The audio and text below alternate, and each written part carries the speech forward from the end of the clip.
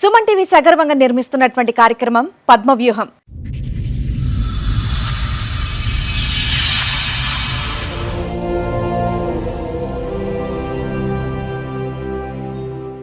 మరి ఈ కార్యక్రమాన్ని సమర్పిస్తున్న వారు 6JVR జమలాపురం వారి రత్నాంజలి. మీ అదృష్టాన్ని మార్చుకోవడం ఇప్పుడు కల కాదు, 6JVR తో సాధ్యం. 2008లో ఆమె intermediate first year 3 subjects fail అయ్యేస్తే ఇంటర్మీడియట్ సెకండ్ ఇయర్ నేనే చదివించాను మా విలేజ్లో.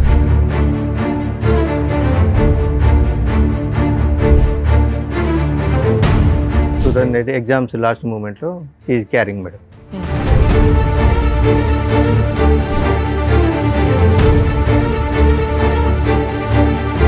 పెళ్ళి 2 సంవత్సరాల దగ్గరికి వస్తుంది. మన కట్నం డబ్బులు ఇస్తలేవు, మా దగ్గర తీసుకున్న అప్పు ఇస్తలేవు. సరే కట్నం అంటే నీ బిడ్డ పేరు మీద వేసుకో, ఏమైనా ఫ్లాట్లు కొనిచ్చుకో, నాకు సంబంధం లేదు. కానీ అప్పుడు నేను వేరే వాళ్ళ దగ్గర ఇచ్చాను కదా, మరి వాళ్ళు నన్ను ఇబ్బంది పెడుతున్నాడు. మా ఫాదర్ అయ్యి వచ్చిన వెంటనే మీ నాన్నగారు అడిగారు.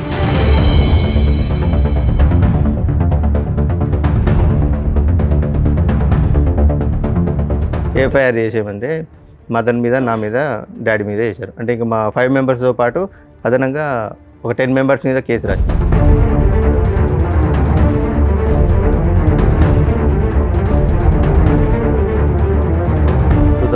లో వచ్చింది. 2016లో నా దగ్గరకు వచ్చి వేరే పర్సన్ తోటి ఇల్లీగల్ ఎఫ్ఐఆర్ పెట్టుకుని మీరు అరెస్ట్ అయిపోయారు. ఎంసీ క్లోజ్ అయిపోయింది. 498 నడుస్తుంది.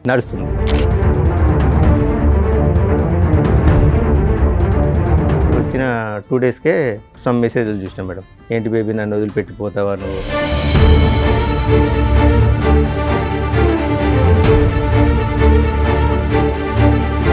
ఏంటిది మెసేజ్లు అని అడిగితే ఇవి మా తమ్ముడు వాళ్ళ గర్ల్ ఫ్రెండ్ మెసేజ్ చేసింది.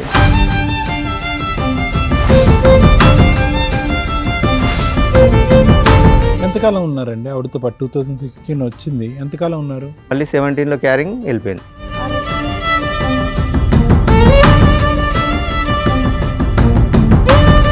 ఆమె నాకేదో డౌట్ వస్తుంది, ఒకసారి టెస్ట్ చేయండి అంటే ప్రెగ్నెన్సీ టెస్ట్ చేయించుకుంటే పాజిటివ్ ఉన్నది.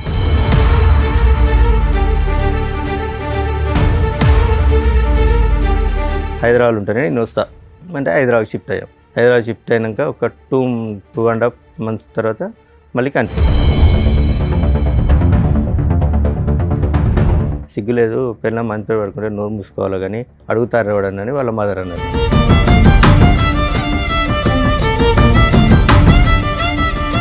ప్రెగ్నెన్సీ మీదు కాదు అని తెలిసిన తర్వాత కూడా ఉందా? ఉన్నది.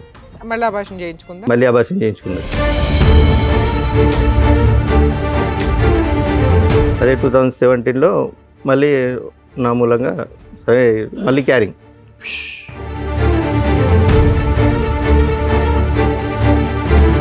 ఇవేమీ అడగకుండా ప్రశ్నించకుండా ఆవిడతో కాపురం చేసి మీరు మళ్ళీ ఆవిడని ప్రెగ్నెంట్ చేశారు. నాకు ప్రాణ భయం ఉన్నది, నన్ను వెళ్తే చంపేశారు. మళ్ళీ సేమ్ రిపీట్.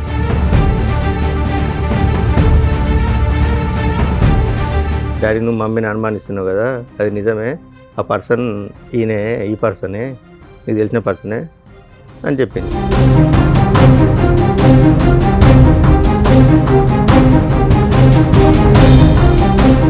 నేను ఒక ఆడపిల్లని, ఆ అమ్మాయి ఒక ఆడపిల్ల, ఫస్ట్ నుంచి బాధలు పడుతూనే ఉంది. అంటే వీళ్ళ పేరెంట్స్ ఆ అమ్మాయి ఆమెను ఈయన కలిసి ఫస్ట్ నుంచి ఇబ్బంది పెడుతూనే ఉన్నది.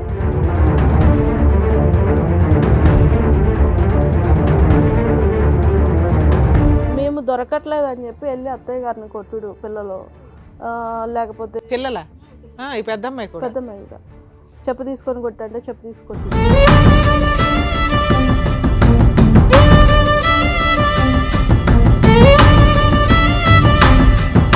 14 సంవత్సరాల పాటు వీళ్ళు కొట్టుకుంటూనే ఉన్నారు. పెళ్లి చేసుకుని పట్టుమని 1-2 సంవత్సరాలు కూడా హ్యాపీగా లేరు, కొట్టుకుంటూనే ఉన్నారు. వీళ్ళిద్దరి యొక్క డైనమిక్స్ ఎప్పుడూ కూడా బ్యాలెన్స్డ్గా లేదు.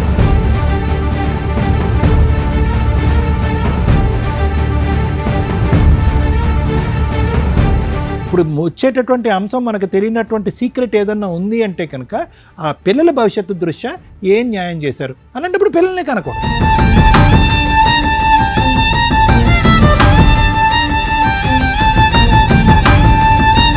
నిజంగా వీళ్ళిద్దరూ చాలా పాపం మూట కట్టుకున్నారు. వరస్ట్ ఆఫ్ వరస్ట్ తల్లిదండ్రులు ఏంటి అంటే ఈ రకంగా పిల్లల్ని ఫుట్బాల్ ఆడుకుంటున్నట్లు ఆడుకుంటుంటే నరకం కనిపిస్తుంది పిల్లలకి. దీని గురించి ప్రతి ఫ్యామిలీ కోర్ట్ జడ్జి సఫర్ అవుతారు.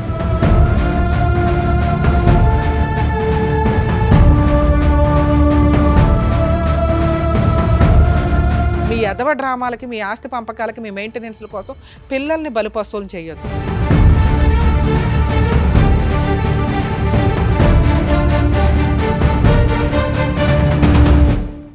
ఈ కార్యక్రమంలో మనతో పాటు ఉన్నారు ప్రముఖ హైకోర్టు అడ్వకేట్ రమ్యాకుల గారు. నమస్తే మేడం. ప్రముఖ సైకియాట్రిస్ట్ డాక్టర్ కళ్యాణ్ చక్రవర్తి గారు. నమస్తే సార్. ప్లీజ్ కూర్చోండి. కూర్చోండి సార్. మేడం, నవీన్ కుమార్ గారు ఆయన ఇష్యూ చెప్పుకోవడానికి ఇక్కడ వరకు వచ్చారు. సో ఆయన ప్రాబ్లం ఏంటనేది కనుక్కొని చెప్తారు. నమస్కారం అండి. నమస్కారం మేడం. సార్ ఎక్కడి నుంచి వస్తున్నారండి? Jangaon district madam. చెప్పండి సార్, ఇక్కడి వరకు రావడానికి కారణం ఏంటి? నాకు ఒక ఫ్యామిలీ ఇష్యూ ఉంది మేడం, దాని గురించి వచ్చాను. చెప్పండి సార్. నా పేరు నవీన్ కుమార్ మేడం, మాది జనగామ డిస్ట్రిక్ట్. నాకు 2008లో మ్యారేజ్ అయింది. మ్యారేజ్ అయిన తర్వాత ఒక 1 year మా కాపురం సజావుగా జరిగింది. 2008లో 2008లో అయింది. లవ్ మ్యారేజ్ అరేంజ్డ్ అండి? Love come arrange. ఓకే. మా రిలేటివ్స్, మా అత్త కూతురి. ఓకే. మా అత్తయ్య కూతురి లవ్ కమ్ అరేంజ్డ్ మ్యారేజ్ జరిగింది. 2008లో ఆమె intermediate first year 3 subjects fail అయ్యి వస్తే ఇంటర్మీడియట్ సెకండ్ ఇయర్ నేనే చదివించాను మా విలేజ్లో. ఓకే. 2000 పెళ్లి టైంకి ఆ అమ్మాయి మేజరా మైనరా? మేజరే మేడం. అప్పుడు అయిపోయిన తర్వాత 2008 ఎగ్జామ్స్ లాస్ట్ మూమెంట్లో షీఈ్ క్యారింగ్ మేడం. ఆ లోపల ఎగ్జామ్స్ కంప్లీట్ అని 2009లో డెలివరీ కానీ వాళ్ళ ఇంటికి వెళ్ళి ఒక డెలివరీ అయిన తర్వాత మళ్ళీ ఒక 6 monthsకి వచ్చింది మేడం. 6 monthsకు 21st ఏజ్ పంపించారు. మ్యారేజ్ కంటే బిఫోర్ మా ఫాదర్ ఒక 50,000 వాళ్ళకి అప్పు ఇచ్చాడు మేడం, మ్యారేజ్ కంటే బిఫోర్. తర్వాత ఆమె వచ్చిన తర్వాత వాళ్ళ అమ్మ డ్రాప్ చేయడానికి వచ్చినప్పుడు, ఏంటమ్మా పెళ్ళి 2 సంవత్సరాల దగ్గరికి వస్తుంది, మన కట్నం డబ్బులు ఇస్తలేవు, మా దగ్గర తీసుకున్న అప్పు ఇస్తలేవు. సరే కట్నం అంటే నీ బిడ్డ పేరు మీద వేసుకో, ఏమైనా ఫ్లాట్లు కొనిచ్చుకో, నాకు సంబంధం లేదు. కానీ అప్పుడు నేను వేరే వాళ్ళ దగ్గర ఇచ్చాను కదా, మరి వాళ్ళు నన్ను ఇబ్బంది పెడుతున్నారని మా ఫాదర్. అయ్యి వచ్చిన వెంటనే మీ నాన్నగారు అడిగారు. వచ్చిన 6 months తర్వాత, డెలివరీ వచ్చి 6 months తర్వాత వాళ్ళ మదర్ని అడిగాడు. ఇమ్మని కాదు, వాళ్ళ మదర్ని అడిగితే 1 monthలో మీ డబ్బులు మీకు ఇచ్చేసాని మా పాపకు జ్వరం వచ్చింది, హాస్పిటల్ తీసుకెళ్ళి అక్కడికి వాళ్ళ వెళ్ళిన మదర్ చుట్టాలే కదండి, పెళ్ళి అయిపోయింది, మన కుటుంబం 50,000 అడగకపోతే ఏమైంది? మీ నాన్నగారు 50,000 అడగకపోతే ఏమైంది? కోడలు ఇంట్లోకి వచ్చేసింది, వేరే వాళ్ళ దగ్గర అప్పు ఇప్పించాడు. మ్యారేజ్ కంటే ఒక వేరే వాళ్ళ 3 ముందు ఇప్పించాడు. మ్యారేజ్ కంటే 3 years బిఫోర్ మేడం. అవును, 3 years ఏం చేశాడు? వన్స్ పెళ్ళి అయిపోయినాక మీ కుటుంబ సభ్యులాళ్ళు అన్ని సంవత్సరాలు ఆగుతారా 50,000కి? అడిగేసరికి నాకు ప్రాణభయం ఉన్నది, నేను కాపురానికి రాను అని మీ ఆవిడ అందా? ఆవిడ అన్నది. 2011లో నేను పాపను చూడడానికి వెళ్ళిన. ఎన్నిసార్లు పెద్ద మనుషులు తీసుకొని వెళ్ళినా నేను రాను, కాపురం చేయను, నాకు ప్రాణభయం ఉన్నది, వాళ్ళు నన్ను బాగా టార్చర్ పెడతారు అని 2011లో నేను మా పాపను చూడడానికి వెళ్ళిన. పాపను ఎప్పుడు చూడడానికి విడిపోయారు? 2008లో మ్యారేజ్ అయింది మేడం. 9లో విడిపోయారా? 10లో విడిపోయిందా? వాళ్ళ 10లో మేడం. 10లో 10లో వాళ్ళ ఇంటికి వెళ్ళిపోయింది. వెళ్ళిపోయి నాకు ప్రాణభయం ఉన్నది, నేను రాను అంటే 2011లో నేను పాపను చూడడానికి వెళ్ళాను. వాళ్ళ ఇంటికి కూడా వెళ్ళాను. వాళ్ళ ఇంటి పక్క వాళ్ళ ఇంటికి వెళ్ళి పాపను చూస్తే ఎందుకు వచ్చావు నువ్వు అని వాళ్ళమ్మ దౌర్జన్యం చేసింది. దౌర్జన్యం చేస్తే నేను 50,000 గురించే లేదు, పాపను చూడడానికి కుటుంబ తగాదా అయిపోయింది. ఇంకా విడిపోవడానికి రీజన్ 50,000 గురించే విడిపోయినాం మేడం. అంటే ఆమె రీజన్ అయితే అది 50,000 అడుగుతారనే ఉద్దేశంతో 2011లో కేసు పెట్టింది. పోయి 498 కేసు పెట్టింది నా మీద, తమ్ముని మీద. మా తమ్ముడు చెల్లె భద్రాచలం దగ్గర బీటెక్ చేస్తున్నారు. తమ్ముని మీద, నా మీద, చెల్లె మీద. చదువుకున్నారు సార్ నవీన్ గారు? సార్ మీరేం చదువుకున్నారు? DMLT చేసాను సార్. ల్యాబ్ టెక్నీషియన్ ఉందా? అక్కడ ఉందా ల్యాబ్? ఉందా ఊర్లో? ఉన్నా సార్. ఇప్పుడు నడిపిస్తున్నారా? లేదు సార్. సరే, ఇప్పుడు ఏం చేస్తున్నారు మరి? మైనింగ్ దాంట్లో వేసి. మైనింగ్ దాంట్లో. ప్రైవేటా? Private sir. చెప్పండి. 2011లో కేసు పెట్టారు మేడం. కేసు పెట్టిన తర్వాత అక్కడ SI గారు పిలిపిస్తే ఎంక్వైరీ చేశాడు. ఇక్కడ ఏం లేదని తెలిస్తే SI గారు పట్టించుకుంటలేరని ACP సార్ దగ్గర, DSP గారి దగ్గరికి వెళ్ళింది మేడం. DSP గారు పిలిపించాక ఆమెను అరెస్ట్ చేస్తున్నాడు. అంటే సో ఇది జరిగింది సార్ అంటే, వీళ్ళ మీద కేసు ఫైల్ చేసి పంపించండి, చదువుకునే పిల్లలు కూడా ఉన్నారు సార్, వాళ్ళ పరిస్థితి ఏంటంటే సార్ ఒకసారి ఆలోచించిన తర్వాత అక్కడ మా విలేజ్ ఎంపీపీ లేడీ ఒకసారి ఆమెను తీసుకొని పేర్లు తీసేశారా? ఎవరిద్దరు తీసేశారు. మా బ్రదర్ సిస్టర్ కేసులు వేసిందండి. 498 వేసింది, MC వేసింది మేడం. మెయింటెనెన్స్ వేసింది. ఓకే. మెయింటెనెన్స్ DSP గారు సేమ్ ఇలాగే లాయర్ గారిని, డాక్టర్ గారిని కూర్చోబెట్టి DSP గారు కౌన్సిలింగ్ ఇచ్చారు. మరి ఇక్కడ నేను కొట్టింది ఎక్కడ ఉన్నది, నువ్వు కట్నం ఇచ్చింది ఎక్కడ ఉన్నది, వాళ్ళ డబ్బులు వాళ్ళకి అడిగిండు.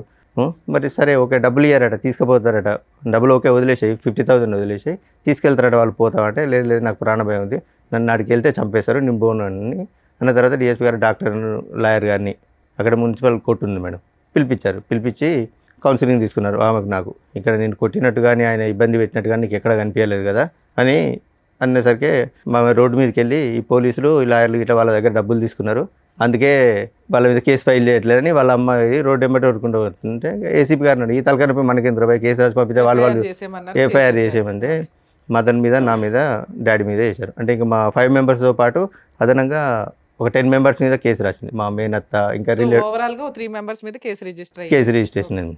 ఎంసీ కేసులో ఏమైనా ఆర్డర్ ఇచ్చారా మెయింటెనెన్స్? ఎస్ మేడం, ఆర్డర్ ఇచ్చారు. 1,75,000 ఇష్యూ అయింది. 1,75,000 మెయింటెనెన్స్. అవును మేడం. ఎవరికి ఎంత? ఈమెకు 2,500, పాపకు 2,000. అంటే అది కంటిన్యూ ఒక 2 years నడిచింది మేడం. 1 year annual ఇచ్చారు. ఎరియర్స్ చెప్పవసరం లేదు సార్. Hmm. ఆవిడకి 2,500, బాబుకు 1000, అంతేనా? 3,500 maintenance per month. Per month 3,500 ఇద్దరికి. ఇద్దరు కలిపి 2 lakhs 3 lakhs అనేది ఎరియర్స్. మీరు కేసు వేసిన దగ్గర నుంచి క్యాలిక్యులేషన్ లో మనం 2 lakhs కెడితే ఎరియర్స్ క్లియర్ అవుతాయి.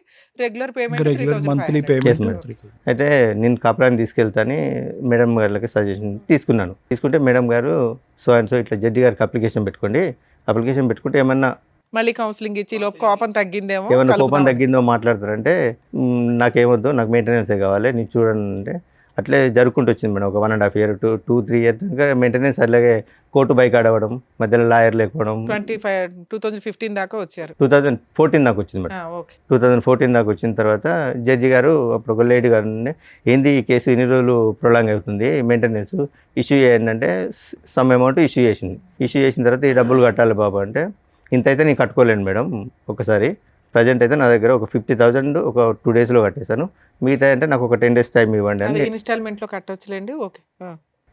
అన్న తర్వాత లేదు మేడం 50,000 కదా, నాకు ఇప్పుడు మొత్తం కట్టాలి, మొత్తం ఇస్తేనే నేను వదిలిపెడతాను, లేకుంటే మరి నువ్వు మొత్తం కట్టకపోతే ఆయన జైలు పోతున్నామంటే జైలు పోయినా పర్లేదు అంటే 498 కేసులు వెళ్ళాను. ఎంసీలో కూడా 1 month వెళ్ళాను మేడం. 1 month వెళ్తే ఎరియర్స్ క్లియర్ అయిపోయినాయి. అయిపోయింది మేడం. మళ్ళీ వేసిందా? మళ్ళీ ఏమీ వెళ్ళలేదు, ఇంకా ఇలా అప్పటి వేయలేదు. 2016లో సో మీరు 1 రూపాయి కూడా బాబుకి కానీ తనకు కానీ కట్టలేదు. 498 పనిష్మెంట్ పడిందా? 498లో 5 days పనిష్మెంట్ పడిందా? లాస్ట్ కేసు 2020లో ఫైనల్ అయింది మేడం. ఆ, ఫాల్స్ కేసు కింద కొట్టేశారు. మరి నేను అన్నది అది 5 days స్టార్టింగ్ లో వెళ్ళారు. Yes. అదే అప్పట్లో 498 అప్పుడు అరెస్టులు ఉండేవిలేండి. కంప్లైంట్ ఇచ్చి అప్పుడు కంప్లైంట్ ఇచ్చినప్పుడు తీసుకెళ్ళి స్టేషన్ బెయిల్ ఇస్తున్నాను. మరి జైల్లో దేనుకున్నామండి? స్టార్టింగ్ లో అరెస్ట్ అప్పుడు అరెస్ట్ చేసి 498 వేగానే ఎంక్వైరీ ఇన్వెస్టిగేషన్ ఏమీ లేదు. ముందు అత్తమామల్ని ఈయన్ని అరెస్ట్ చేసేవాళ్ళు. అవన్నీ ఫాల్స్ కేసులని ప్రూవ్ అవుతూ రావడం వల్ల స్టేషన్ బెయిల్ ఇచ్చారు. ఒక 2015 నుంచి అనుకోండి. Yes, sir. Maximum 7 years 8 years 2016లో 1 month జైల్లో ఉన్నా అన్నారుగా. మెయింటెనెన్స్. మెయింటెనెన్స్ కి ఎరియర్స్ కట్టకపోతే ఓకే నేను ఎక్స్ప్లెయిన్ చేస్తాను. 2016లో అన్ఫార్చునేట్లీ మా ఫాదర్ యాక్సిడెంట్లో డెత్ అయ్యాడు. మా ఫాదర్ డెత్ అయిన తర్వాత ఊర్లో పెద్ద మనుషులు వాళ్ళు వీళ్ళుండి మాట్లాడి, నువ్వు ఇంటికి పెద్ద కోడలు రాకపోతే బాగుండదు అలా ఇలా ఎక్స్ప్లెయిన్ చేస్తే 2016లో వచ్చింది. వాళ్ళ అమ్మగారు మీకు ఏమవుతారు? చుట్టరికం. మా మమ్మీకి మేనత్త కూతురు. మేనత్త కూతురు. 2016లో మా ఫాదర్ డెత్ అయిన తర్వాత వచ్చింది. తర్వాత ఒక 1 month తర్వాత అందరూ పెద్ద మనుషులు మాట్లాడి నువ్వు రావాలి అది అంటే, ఇల్లు పొలం నా పేరు మీద రిజిస్ట్రేషన్ చేస్తే నేను వస్తా అన్నది. ఎంత ఉంది పొలం? 1 acre మేడం. 1 acre. 1 acre. మీరు ఎంతమంది? ఇద్దరు మీ మేడం. బ్రదర్ ఒక ఉన్నాడు, బ్రదర్, మీరు ఉన్నారు, సిస్టర్ సిస్టర్ ఉంది, అమ్మ ఉంది. అమ్మ ఉంది. ఓకే. అయితే చేయాలంటే మామూలుగా ఏమన్నంటే మా బ్రదర్ ఉండి మీ కాపురం బాగుంటుందంటే అది కూడా నేను ఇచ్చేస్తాను, నా పాలకు వచ్చే 11 గుంటలు, మా తమ్ముడు government job madam, central government, ఆ 11 గుంటలు కూడా నేను ఇస్తా, నాకు ఇబ్బంది ఏం లేదు అంటే 2016లో వచ్చింది. వచ్చింది 2016లో వచ్చింది. 2016లో నా దగ్గరకు వచ్చి వేరే పర్సన్ తోటి ఇల్లీగల్ ఎఫైర్ అప్పటికి మీరు అరెస్ట్ అయిపోయారు, ఎంసీ క్లోజ్ అయిపోయింది, 498 నడుస్తుంది. 2016లో నా దగ్గరకు వచ్చింది. వచ్చిన 2 daysకే సమ్ మెసేజ్లు చూసినా మేడం. ఏంటి బేబీ నన్ను వదిలిపెట్టిపోతావా నువ్వు, వాడి దగ్గరికి మళ్ళీ ఎందుకు వెళ్ళావు అని మెసేజ్ చూశాను. ఏంటిది మెసేజ్లు అని అడిగితే ఇవి మా తమ్ముడికి, మా తమ్ముడు వాళ్ళ గర్ల్ ఫ్రెండ్ మెసేజ్ చేసింది. 11లో విడిపోయిన మీరు 16లో కలిసారు. Yes madam. అప్పటికి కూడా నేనేమలే 16లో అలా ఇక చిన్న నేను అప్పుడు నాకు ఈమె పోయిన ఆవేశంలో కొద్దిగా డ్రింక్ అలవాటైంది మేడం. 2011లో నాకు డ్రింక్ అలవాటైంది, బాగా డ్రింక్ చేస్తుంది. తర్వాత 2016 ఈమె వచ్చిన తర్వాత మొత్తం అన్ని స్టాప్ చేశాను. ఓకే. స్టాప్ చేసి అక్కడ విలేజ్లోనే ఉన్నాం మేడం. ఆ నియర్ బైలో ఒక సిటీ ఉంటుంది, అక్కడికి నేను 15 kilometers నేను జాబ్కి వెళ్ళి వచ్చాను. ఆమె ఇంటి దగ్గర ఉన్నది, పాప అక్కడ చదువుకునేది. సో ఇక నేను డ్యూటీ నుంచి వచ్చేసరికి ఇంట్లో మమ్మీ వాళ్ళతో ఏదో రకమైన గొడవ, ఏదో రకంగా అది గొడవ పెట్టుకొని ఎంతకాలం ఉన్నారండి ఆవిడతో పాటు? 2016 వచ్చింది, ఎంతకాలం ఉన్నారు? మళ్ళీ 17లో క్యారింగ్ వెళ్ళిపోయింది. అరే క్యారింగ్లో వెళ్ళిపోయింది. ఎస్. 2000 మెసేజ్లు రావడం ఇది అంటే మా తమ్ముడు అది మీకు ఇది అని. వచ్చిన 2 రోజులకే తెలిస్తే ఆ అమ్మాయితో ప్రెగ్నెన్సీ ఎందుకు తీసుకొచ్చారు? ఏంటి మేడం వచ్చిన 2 daysకే తెలిసింది ఆ అమ్మాయి క్యారెక్టర్ ఏంటి అని. మళ్ళీ ప్రెగ్నెన్సీలు నాకేం కన్ఫర్మ్ అయింది. అది ఆ ఫోను ఇన్ని రోజులు వాళ్ళ బ్రదర్ వాడిండు, తర్వాత ఈమెకి ఇచ్చాడు మేడం. ఇచ్చిన తర్వాత మా బ్రదర్ వాడిండంటే మా పాప కూడా అన్నది ఇది మా మామయ్య వాడింది ఇన్ని రోజులు అంటే వాళ్ళ గర్ల్ ఫ్రెండ్ చేసిందంటే అవును కావచ్చు అని నమ్మేశాను. అదే నిజమై ఉండొచ్చుగా. ఏంటి సార్ వాళ్ళ బ్రదర్ కమ్యూనికేషన్ ఏమో అది, ఈ అమ్మాయి ఫోన్లో మీకు దొరికింది కాదా? అందుకే నేను ఏం అడగలేదు మీరేం మేడం. తర్వాత ఏమన్నా తెలిసిందా అమ్మాయికి? తర్వాత అలాగే ఊకే చిన్న చిన్న గొడవలు పెట్టుకొని నాతో గొడవ పెట్టుకొని వాళ్ళ అమ్మ వాళ్ళ ఇంటికి వెళ్ళిపోయింది. నేను హైదరాబాద్లో ఉంటాను, నీతో కాపురం చేస్తానంటే పెద్ద మనుషుల సమక్షంలో మాట్లాడి హైదరాబాద్కి వచ్చేసాం మేడం. మళ్ళీ ఆవిడ చెప్పినట్టు వాళ్ళు వింటున్నారా మీరు? హైదరాబాద్కి వచ్చేసాను. హైదరాబాద్కి వచ్చిన 3 మంత్స్కే నా ప్రమేయం లేకుండా మళ్ళీ ప్రెగ్నెంట్ అయింది. అప్పటికి 2 పిల్లలు మీకు? లేదు మేడం, ఒకతే పాప, పెద్ద పాప ఒకతే ఉంది. రెండోసారి ప్రెగ్నెన్సీ అప్పుడు వెళ్ళిపోయింది కదా? రెండోసారి ప్రెగ్నెన్సీ గొడవ పెట్టుకొని వెళ్ళింది మేడం. మీరు అన్నారు కదా మళ్ళీ ప్రెగ్నెన్సీ వచ్చిందని. ప్రెగ్నెన్సీ వచ్చింది మేడం, 2017లో 2016లో వచ్చింది. నా దగ్గరకు వచ్చినప్పుడే ప్రెగ్నెన్సీ వచ్చింది, తీయించుకున్నది. అది చెప్పాలి, స్కిప్ చేసి చెప్పలేదు మీరు. మేము ఆల్రెడీ బాబు పుట్టేశాడు అనుకున్నాం మేము. లేదు ప్రెగ్నెన్సీ తీసేయించుకున్నది మేడం. ఏది ఇంటికి వెళ్ళి అలిగి ఇంటికి వెళ్ళింది? అలాగే ఇంటికి ఏం వెళ్ళలేదు. నాకు అప్పుడు బ్యాక్ పెయిన్ వస్తుంది, మా అమ్మ వాళ్ళ ఇంటికి వెళ్ళి 4 రోజులు రెస్ట్ తీసుకొని వస్తాను, అబార్షన్ చేసుకొని వచ్చింది. కన్సీవ్ అయింది వెళ్ళిందని అన్నారు ఇందాక, అప్పుడు మేము కన్ఫ్యూజ్ అయ్యా. సర్లేండి. ఓకే. కన్సీవ్ వెళ్ళింది, అబార్షన్ చేసుకొని వచ్చింది. ఓవర్ బ్లీడింగ్ అవుతుందని ఇంట్లో పడుకున్నది. ఏమైందని నేను ఒక 2-3 హాస్పిటల్ తిప్పిన తర్వాత ఒక డాక్టర్ నుండి చెప్పారు, ఆమె నాకేదో డౌట్ వస్తుంది, ఒకసారి టెస్ట్ చేయండి అంటే ప్రెగ్నెన్సీ టెస్ట్ చేయించుకుంటే పాజిటివ్ ఉన్నది. సారీ, నా తప్పైంది, అన్వాంటెడ్ ట్యాబ్లెట్ వేసుకున్నాను నేనని చెప్పింది. సరే, నా విషయం కూడా ఎవరికి చెప్పలేదు. సరే, ఇప్పుడే వద్దు పిల్లలు అనుకుంటాను అన్నదని సైలెంట్గా వదిలేశాను. ఇక చిన్న చీటింగ్ మాటికి నేను ఆఫీస్కి వచ్చేసరికి మా మమ్మీతో మా మరదలతో, అప్పుడు తమ్ముడు మేము కలిసే ఉండేది మేడం. చిన్న గొడవలు పెట్టుకునేది. చిన్న గొడవలు పెట్టుకున్నాక హైదరాబాద్ గొడవ పెట్టుకుని వాళ్ళ అమ్మోళ్ళ ఇంటికి వెళ్ళింది. హైదరాబాద్ ఉంటానే నేను వస్తా అంటే హైదరాబాద్ షిఫ్ట్ అయ్యాం. హైదరాబాద్ షిఫ్ట్ అయినాక ఒక 2.5 months తర్వాత మళ్ళీ కన్సీవ్. మరి అడిగాను, ఏంటిది, నేను కనీసం నీ దగ్గర కూడా రాలే, కన్సీవ్ ఎందుకు అయిందంటే కావాలని గొడవ పెట్టుకొని ఆ రోజు రాత్రి వాళ్ళ అమ్మ వాళ్ళు ఒక 300 kilometers దూరంలో ఉంటారు. ఆ నైట్ ఫోన్ చేసి తెల్లారి 5 o'clock రప్పించింది. ఏంటి మా అమ్మాయికి నీ గొడవ అయిందట, ఏంటిది అంటే ఇది ముచ్చటంటే సిగ్గులేదు, పిల్లలు మంత్రి పడుకుంటే నోరు మూసుకోవాలి కానీ అడుగుతారు ఎవడని వాళ్ళ మదర్ అన్నారు. ఈ విషయం వాళ్ళకి 2017లో తెలుసు. 2017లో తెలుసు. ఆ ప్రెగ్నెన్సీ తోటి అలాగే కంటిన్యూ ఉన్నది. వాళ్ళ ఇంట్లో మగపిల్లాడు ఉన్నాడు కదా, మీ బామ్మరిదే ఎవరు ఉన్నాడు, అతనికి తెలుసా ఈ పంచాయతీ? ఇల్లీగల్ అఫేర్ ఉన్నది, తమ్మునికి తెలియదు మేడం. వాళ్ళ తమ్మునికి 2021లో చెప్పాను నేను. చెప్పిన తర్వాత కూడా జస్ట్ ఇప్పటికి కూడా సరే 17లో అక్రమ సంబంధం వెళ్ళిపోయిందా? అడిగితే వెళ్ళిపోలే మేడం. ఉన్నది చిన్న గొడవ పెట్టుకుంటా, అది కూడా అబార్షన్. ప్రెగ్నెన్సీ మీదు కాదు అని తెలిసిన తర్వాత కూడా ఉందా? ఉన్నది. మళ్ళీ అబార్షన్ చేయించుకుంది. మీరు అయినా కంటిన్యూ అయ్యాను. ఇక ఊర్లో తెలిస్తే పర్వతం. మా ఫాదర్ ఒక ప్రైవేట్ స్కూల్ టీచర్ మేడం. సాయంత్రం కొంచెం పొలిటికల్గా తిరిగేది. మా మదర్ అంగన్వాడీ టీచర్. సొసైటీ వెళ్తే పరువు పోతాను, నేను కూడా సైలెంట్ ఊరుకున్నాను. అదే 2017లో మళ్ళీ నా మూలంగా సరే మళ్ళీ క్యారింగ్ అది అలాగే ఉన్నది. చిన్న మీతో అయినటువంటి ఫస్ట్ ప్రెగ్నెన్సీ ఆవిడ ఎందుకు తీయించుకుందండి? ఎందుకు తీపించేసుకుంది ఆవిడ? ఇప్పుడే పిల్లలు వద్దనుకున్నా అని చెప్తుంది సార్. ఓకే. సో ఇప్పుడు మనకి లెక్క కరెక్ట్గా ఉండాలంటే మీతో జరిగినటువంటి ఒక ప్రెగ్నెన్సీ తీపించేసుకుంది, వాడెవరితోనో మీరు చెప్తున్నట్టుగా జరిగిన ప్రెగ్నెన్సీ ఒకటి తీపించేసుకుంది. ఇవేమీ అడగకుండా ప్రశ్నించకుండా ఆవిడతో కాపురం చేసి మీరు మళ్ళీ ఆవిడని ప్రెగ్నెంట్ చేశారు. ఈ ప్రెగ్నెన్సీ ఉంచుకున్నది. అమ్మాయ ఈ ప్రెగ్నెన్సీ ఉంచుకున్నది. గొడవ పెట్టుకొని వాళ్ళ అమ్మోళ్ళ ఇంటికి వెళ్ళిపోయింది 2017లో. 2018లో పాప పుట్టినప్పుడు నాకు కాల్ చేసింది. పాప పుట్టిందని కాల్ చేస్తే నేను వెళ్ళి చూసి వచ్చాను. ఇక అప్పటి నుంచి మళ్ళీ రాలేదు మేడం. ఎన్నిసార్లు పెద్ద మనుషులు కాదండి. ఇప్పుడు ఇన్ని అప్స్ అండ్ డౌన్స్ అయిన తర్వాత మీరు కాన్ఫిడెంటా అంటే ఆవిడ ప్రెగ్నెన్సీ గురించి ఈసారి? కానీ అతని పిక్చర్ నుంచి డిసపియర్ అయిపోయాడు ఆ వ్యక్తి? లేదు మేడం. సరే, ఒక అక్రమ సంబంధం అన్నారు కదా, అతను ఇంకా కంటిన్యూ అవుతున్నాడు మేడం. నా స్టిల్ ఇప్పటికి కూడా ప్రెగ్నెన్సీ మీరే అని మీరు అనుకుంటున్నారా? అంటే నేను మెడికల్ ఫీల్డ్లో చేశాను కాబట్టి ఒకసారి మీట్ అయినా కూడా ప్రెగ్నెన్సీ అయ్యే ఛాన్సెస్ ఉంటాయి కాబట్టి నేను సైలెంట్గా. మీరే నమ్ముతున్నారు, మధ్యలో మేము డౌట్ ఎందుకు కానీ. Okay, next. అందుకే నేను దాని గురించి ఏం మాట్లాడలేదు మేడం. 2018లో పాప ఒకటి చూసి వచ్చాను. ఆ తర్వాత కాపురానికి 498 kgs కొట్టిద్దరు కాపురాన్ని తీసుకెళ్తే నేను రాను అని చెప్పింది. ఇక అలాగే పోతుంది. 2019లో ఏంటంటే ఆల్రెడీ వచ్చి కలిసిన తర్వాత మళ్ళీ ఇంకా రాకపోవడానికి ఏంటి ప్రాబ్లం? నాకు ప్రాణభయం ఉన్నది. ఇంకేం ప్రాణభయం? సరే 50,000 పంచాయతీ అయిపోయింది. మరి నాకు ప్రాణభయం ఉన్నది. నన్ను వెళ్తే చంపేశారు. మళ్ళీ సేమ్ రిపీట్. సరే, తర్వాత అట్లా 2019లో పోయింది. 2 పిల్లలు ఉన్నారు మేడం. పిల్లల్ని పట్టించుకుంటలేని సఖి 2011లో వేసిన 498 కేసు 20 దాకా నడిచిందా? 20లో డిసప్పాయింట్ అయింది. ఆయన మధ్యలో కలిసి ఉన్నారు. 2019లో సఖి అని ఫ్యామిలీ కౌన్సిలింగ్ సెంటర్ ఉంటుంది. డివిసిల్ స్టార్ట్ అయినాయి. సఖి సెంటర్లో పెట్టింది. సఖి సెంటర్లో పెట్టినాక ఏంది ఇష్యూ అంటే సో అండ్ సో ఇష్యూ అంటే ఈ స్టోరీ అంతా మాకు చెప్తలేదు, నువ్వే పట్టించుకుంటలేవాట, బాగా తాగుతావాట, ఏం పని చేయవాట, అందుకే ఆమె కాపురానికి వస్తలేదు. చేసేవాళ్ళ మీరు? చేసేవాడిని. ఇంటి మెయింటెనెన్స్, రెంటల్ అవన్నీ మీరే చూసుకునేవాళ్ళ? నేనే చూసుకునేవాడిని. ఓకే. సఖి సెంటర్లో పెట్టింది. అప్పటికి ఆ కేసు ఏమైంది సార్? డివిసి కేసు కూడా రన్ అవుతుందా? లేదు, వాళ్ళు తీసేశారు. ఓకే. ఎప్పటిదాకా నడిచింది అది? 6 months నడిచింది మేడం. తర్వాత 2020లో 498 కేసు ఫాల్స్ అని డిస్మిస్ అయింది. నేను 2 times కాపురానికి రా అని నోటీసులు పంపించాను. 2 పిల్లలు ఉన్నారు కదా, అనవసరంగా ఎందుకు, సరే తప్పు ఏదో ఒకటి సర్దుకుందాంలే అని పంపించాను. కాపురానికి రాలేదు మేడం. ఆ నోటీస్ ఒకటి నోటీస్ తీసుకుంది, ఇంకో నోటీసు తీసుకోలేదు. తర్వాత 21లో డైరెక్ట్ నేను డైవర్స్కి అప్లై చేశాను. అమ్మయ్య. ఫైనల్ డైవర్స్కి అప్లై చేశాను. కురుక్షేత్ర యుద్ధం కంటే డైవర్స్కి అప్లై చేస్తే ఆమె అటెండ్ కాలేదు. 2000 ఎక్స్పర్టీ డిగ్రీ ఇచ్చారు మేడం. ఎప్పుడు ఎన్ని ఇయర్స్ బ్యాక్? 22లో 22లో ఎక్స్పర్ట్ డిగ్రీ ఇచ్చారు.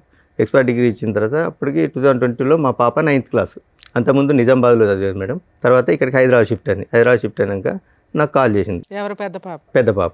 డాడీ నేను ఇక్కడ హైదరాబాద్లో చదువుతున్నాను, ఇక్కడనే ఈ పలానా సో అండ్ సో అని చెప్తే నేను మమ్మీ తమ్ముడు అందరం వెళ్ళి కలిసిన తర్వాత ఒకరోజు పాప షాకింగ్ న్యూస్ చెప్పింది. డాడీ నువ్వు మమ్మీని అనుమానిస్తున్నావు కదా, అది నిజమే, ఆ పర్సన్ ఈయనే, ఈ పర్సనే, నీకు తెలిసిన పర్సనే అని చెప్పింది. ఎవరు ఆ పర్సన్? వీళ్ళ తమ్ముని వాళ్ళ ఫ్రెండ్. తమ్ముడు వాళ్ళ ఫస్ట్ నుంచి వాడు. ఫస్ట్ యాక్చువల్గా ఈ ఎఫ్ఐఆర్ అనేది 2014-15 నుంచే ఉందట.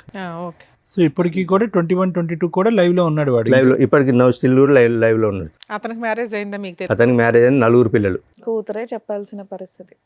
ఇప్పుడు ఎంత అండి మీ పాప వయసు? యాజ్ వి స్పీక్ నౌ ఇప్పుడు ఎంత ఆవిడ? No present 16 years. 16. చిన్నామే? చిన్నమే 7 years. 2018 18. years. సరే, తర్వాత ఏమైంది సార్? 2022లో చెప్పిన తర్వాత నేను డైరెక్ట్ వెళ్ళి అతని దగ్గరికి వెళ్ళాను. ఆయన తెలుసు అన్నట్టు, వీళ్ళ ద్వారానే పరిచయం నాకు. అతని దగ్గర మేము చిట్టేసాం, 1 lakh చిట్టేసాం మేడం. వాళ్ళ తమ్ముడు ఫ్రెండ్ కదా? తమ్ముడు ఫ్రెండ్ అని. రైట్. చిట్టేసిన తర్వాత పోయి అడిగాను, ఏమైంది చిట్టి డబ్బులు ఇవ్వమంటే మీ భార్య మీ అత్తమ్మ వచ్చి గొడవ పెట్టుకొని నా దగ్గర నుంచి డబ్బులు తీసుకెళ్లారా అని అడిగింది. ఎంత చిట్టు మీది? 1 lakh మేడం. అయితే అడిగితే ఇప్పుడు వాళ్ళ అమ్మ నాన్న వైఫ్ వచ్చి అందరూ వచ్చి లొల్లి పెట్టుకున్నారు కదా నీతోటి, మరి 8 years నుంచి వాళ్ళ బిడ్డతో తిరిగి ప్రెగ్నెన్సీ అయితే ఏమంటలేరా నిన్ను అన్ని వాళ్ళ వైఫ్ ముందే అడిగిన నేను. అంటే అన్న కాళ్ళలో మా పరువు వస్తే నీ దండం పెడతాను, ఆమె కాళ్ళ మీద పడ్డది. ఎవరు పడ్డింది? వాళ్ళ ఆవిడ. 4 పిల్లలు ఉన్నారుగా.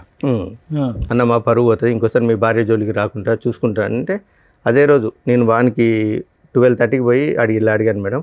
ఈవినింగ్ 4కి వెళ్ళి ఉప్పల్ పిఎస్లో నా మీద అటెంప్ట్ మర్డర్ కేసు పెట్టింది. ఎవరు? ఈమె నా వైఫ్, ఫస్ట్ వైఫ్. వాళ్ళ ఇంటికి వెళ్ళారా మీరు?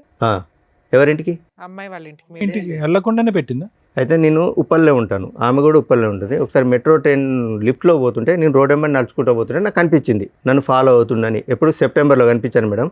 December 12కి పెట్టింది నా మీద కేసు. ఎటువంటి కాంటాక్ట్ ఏం లేదు. అటెంప్ట్ మర్డర్ కేసు పెట్టి వచ్చేసి చేసుకోలేదు మేడం. అప్పటికి ఏ రాస్తుంది సార్ అటెంప్ట్ మర్డర్లో? అసలు మీరెక్కడ ఉన్నారు, ఆవిడ ఎక్కడ ఉంది, అసలు ఏం రాసింది అందులో? పెట్టేసరికి సార్ ఈయన వెనకాల తిరుగుంటాడు, ఉత్తనే పెట్టరు అటెంప్ట్ లేదు మేడం. ఎంతో కొంత బేసిక్ ఎవిడెన్స్ లేకుండా పెట్టరు. మెసేజ్లు పంపించారా? నేను మెసేజ్లు ఏం పంపించలేదు. తిడుతూ కానీ ఏదైనా ఏడుతూ పడుకున్నావు, ఆడితో పడుకున్నావని? లేదు మేడం. చూద్దాంలేండి. మరి ఆవిడ అన్ని చేసినా మీరేం అనుకుండా ఉన్నారండి? తిట్టకుండా అయితే అటెంప్ట్ మర్డర్ కేసు పెడితే అప్పుడే కోపంతో నా ఫోన్ పలగొట్టాను మేడం. ఎవరితో? ఎట్లా? కిందేసి కొట్టాను నా ఫోన్, ఇంటి రూమ్లో కిందేసి కొట్టాను. ఏదో టెన్షన్ మీద కిందేసి కొట్టాను. మా తమ్మునికి కాల్ చేశారు, మా తమ్ముడికి మా అమ్మకి కాల్ చేశారు. ఎవరు? ఎస్ఐ, ఉప్పల్ పిఎస్ నుంచి ఎస్ఐ గారు ఫోన్ చేశారు. పోలీస్ స్టేషన్లో ఫోన్ పగలగొట్టారా? లేదు బయట ఇంటికాడ. దీనికి వార్నింగ్ ఇచ్చి వచ్చిన తర్వాత టెన్షన్లో కింద పలగొట్టేశాను నేను. ఉప్పల్ పిఎస్ నుంచి మా బ్రదర్కి ఫోన్ చేశారు, మీ అన్నయ్య కలవట్లేదు, ఫాలో అవుతుండట అది ఇది అంటే. ఒక 4 days తర్వాత మా బ్రదర్ వచ్చి అన్న ఇట్లా ఎస్ఐ గారు కంప్లైంట్ ఇచ్చిందట, ఉప్పల్ పిఎస్ నుంచి రమ్మన్నట్టు వెళ్ళాను. ఇంద్రబాబు ఫాలో అవుతున్నట్టే.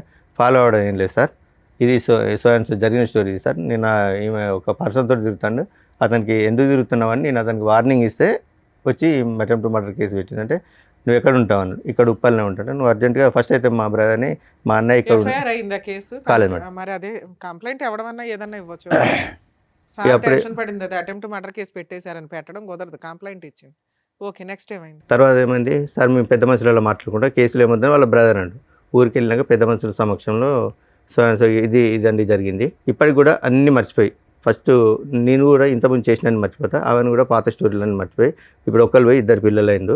మీరు ఏం చేశారని మర్చిపోవడానికి? ఏంటి మేడం, నేను కొంచెం హెవీగా డ్రింక్ చేసేది మేడం. మీరు మానేసాను అన్నారు కదా ఆవిడ వచ్చాక 2016లో. మానేసినాను మేడం.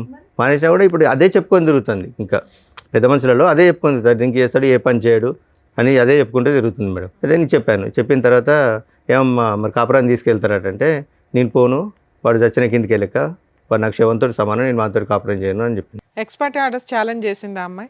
చేయలేదు మేడం. డైవర్స్ కేసుని చేయలే. ఓకే అనేసరికి మరి నువ్వు ఓకే వాడు చనిపోయిన కిందకే లెక్క, మరి ఇప్పుడు 2 ఆడపిల్లలు ఉన్నారు, వాళ్ళని ఏం చేద్దామంటే పెద్ద పాప వాళ్ళ డాడీ కావాలంటే వాళ్ళ డాడీ కాడికి పోతా అంటుంది కదా, పోతానంటే పెద్ద పాపను పంపిస్తా, చిన్న పాప కదా నేనే తీసుకుంటాను అన్న తర్వాత ఆమె అన్నది, వైఫ్ అన్నది, ఫస్ట్ ఆమె అన్నది. ఫస్ట్ టైం రెండో ఆవిడ ఉందా? అవును, ఎప్పుడు?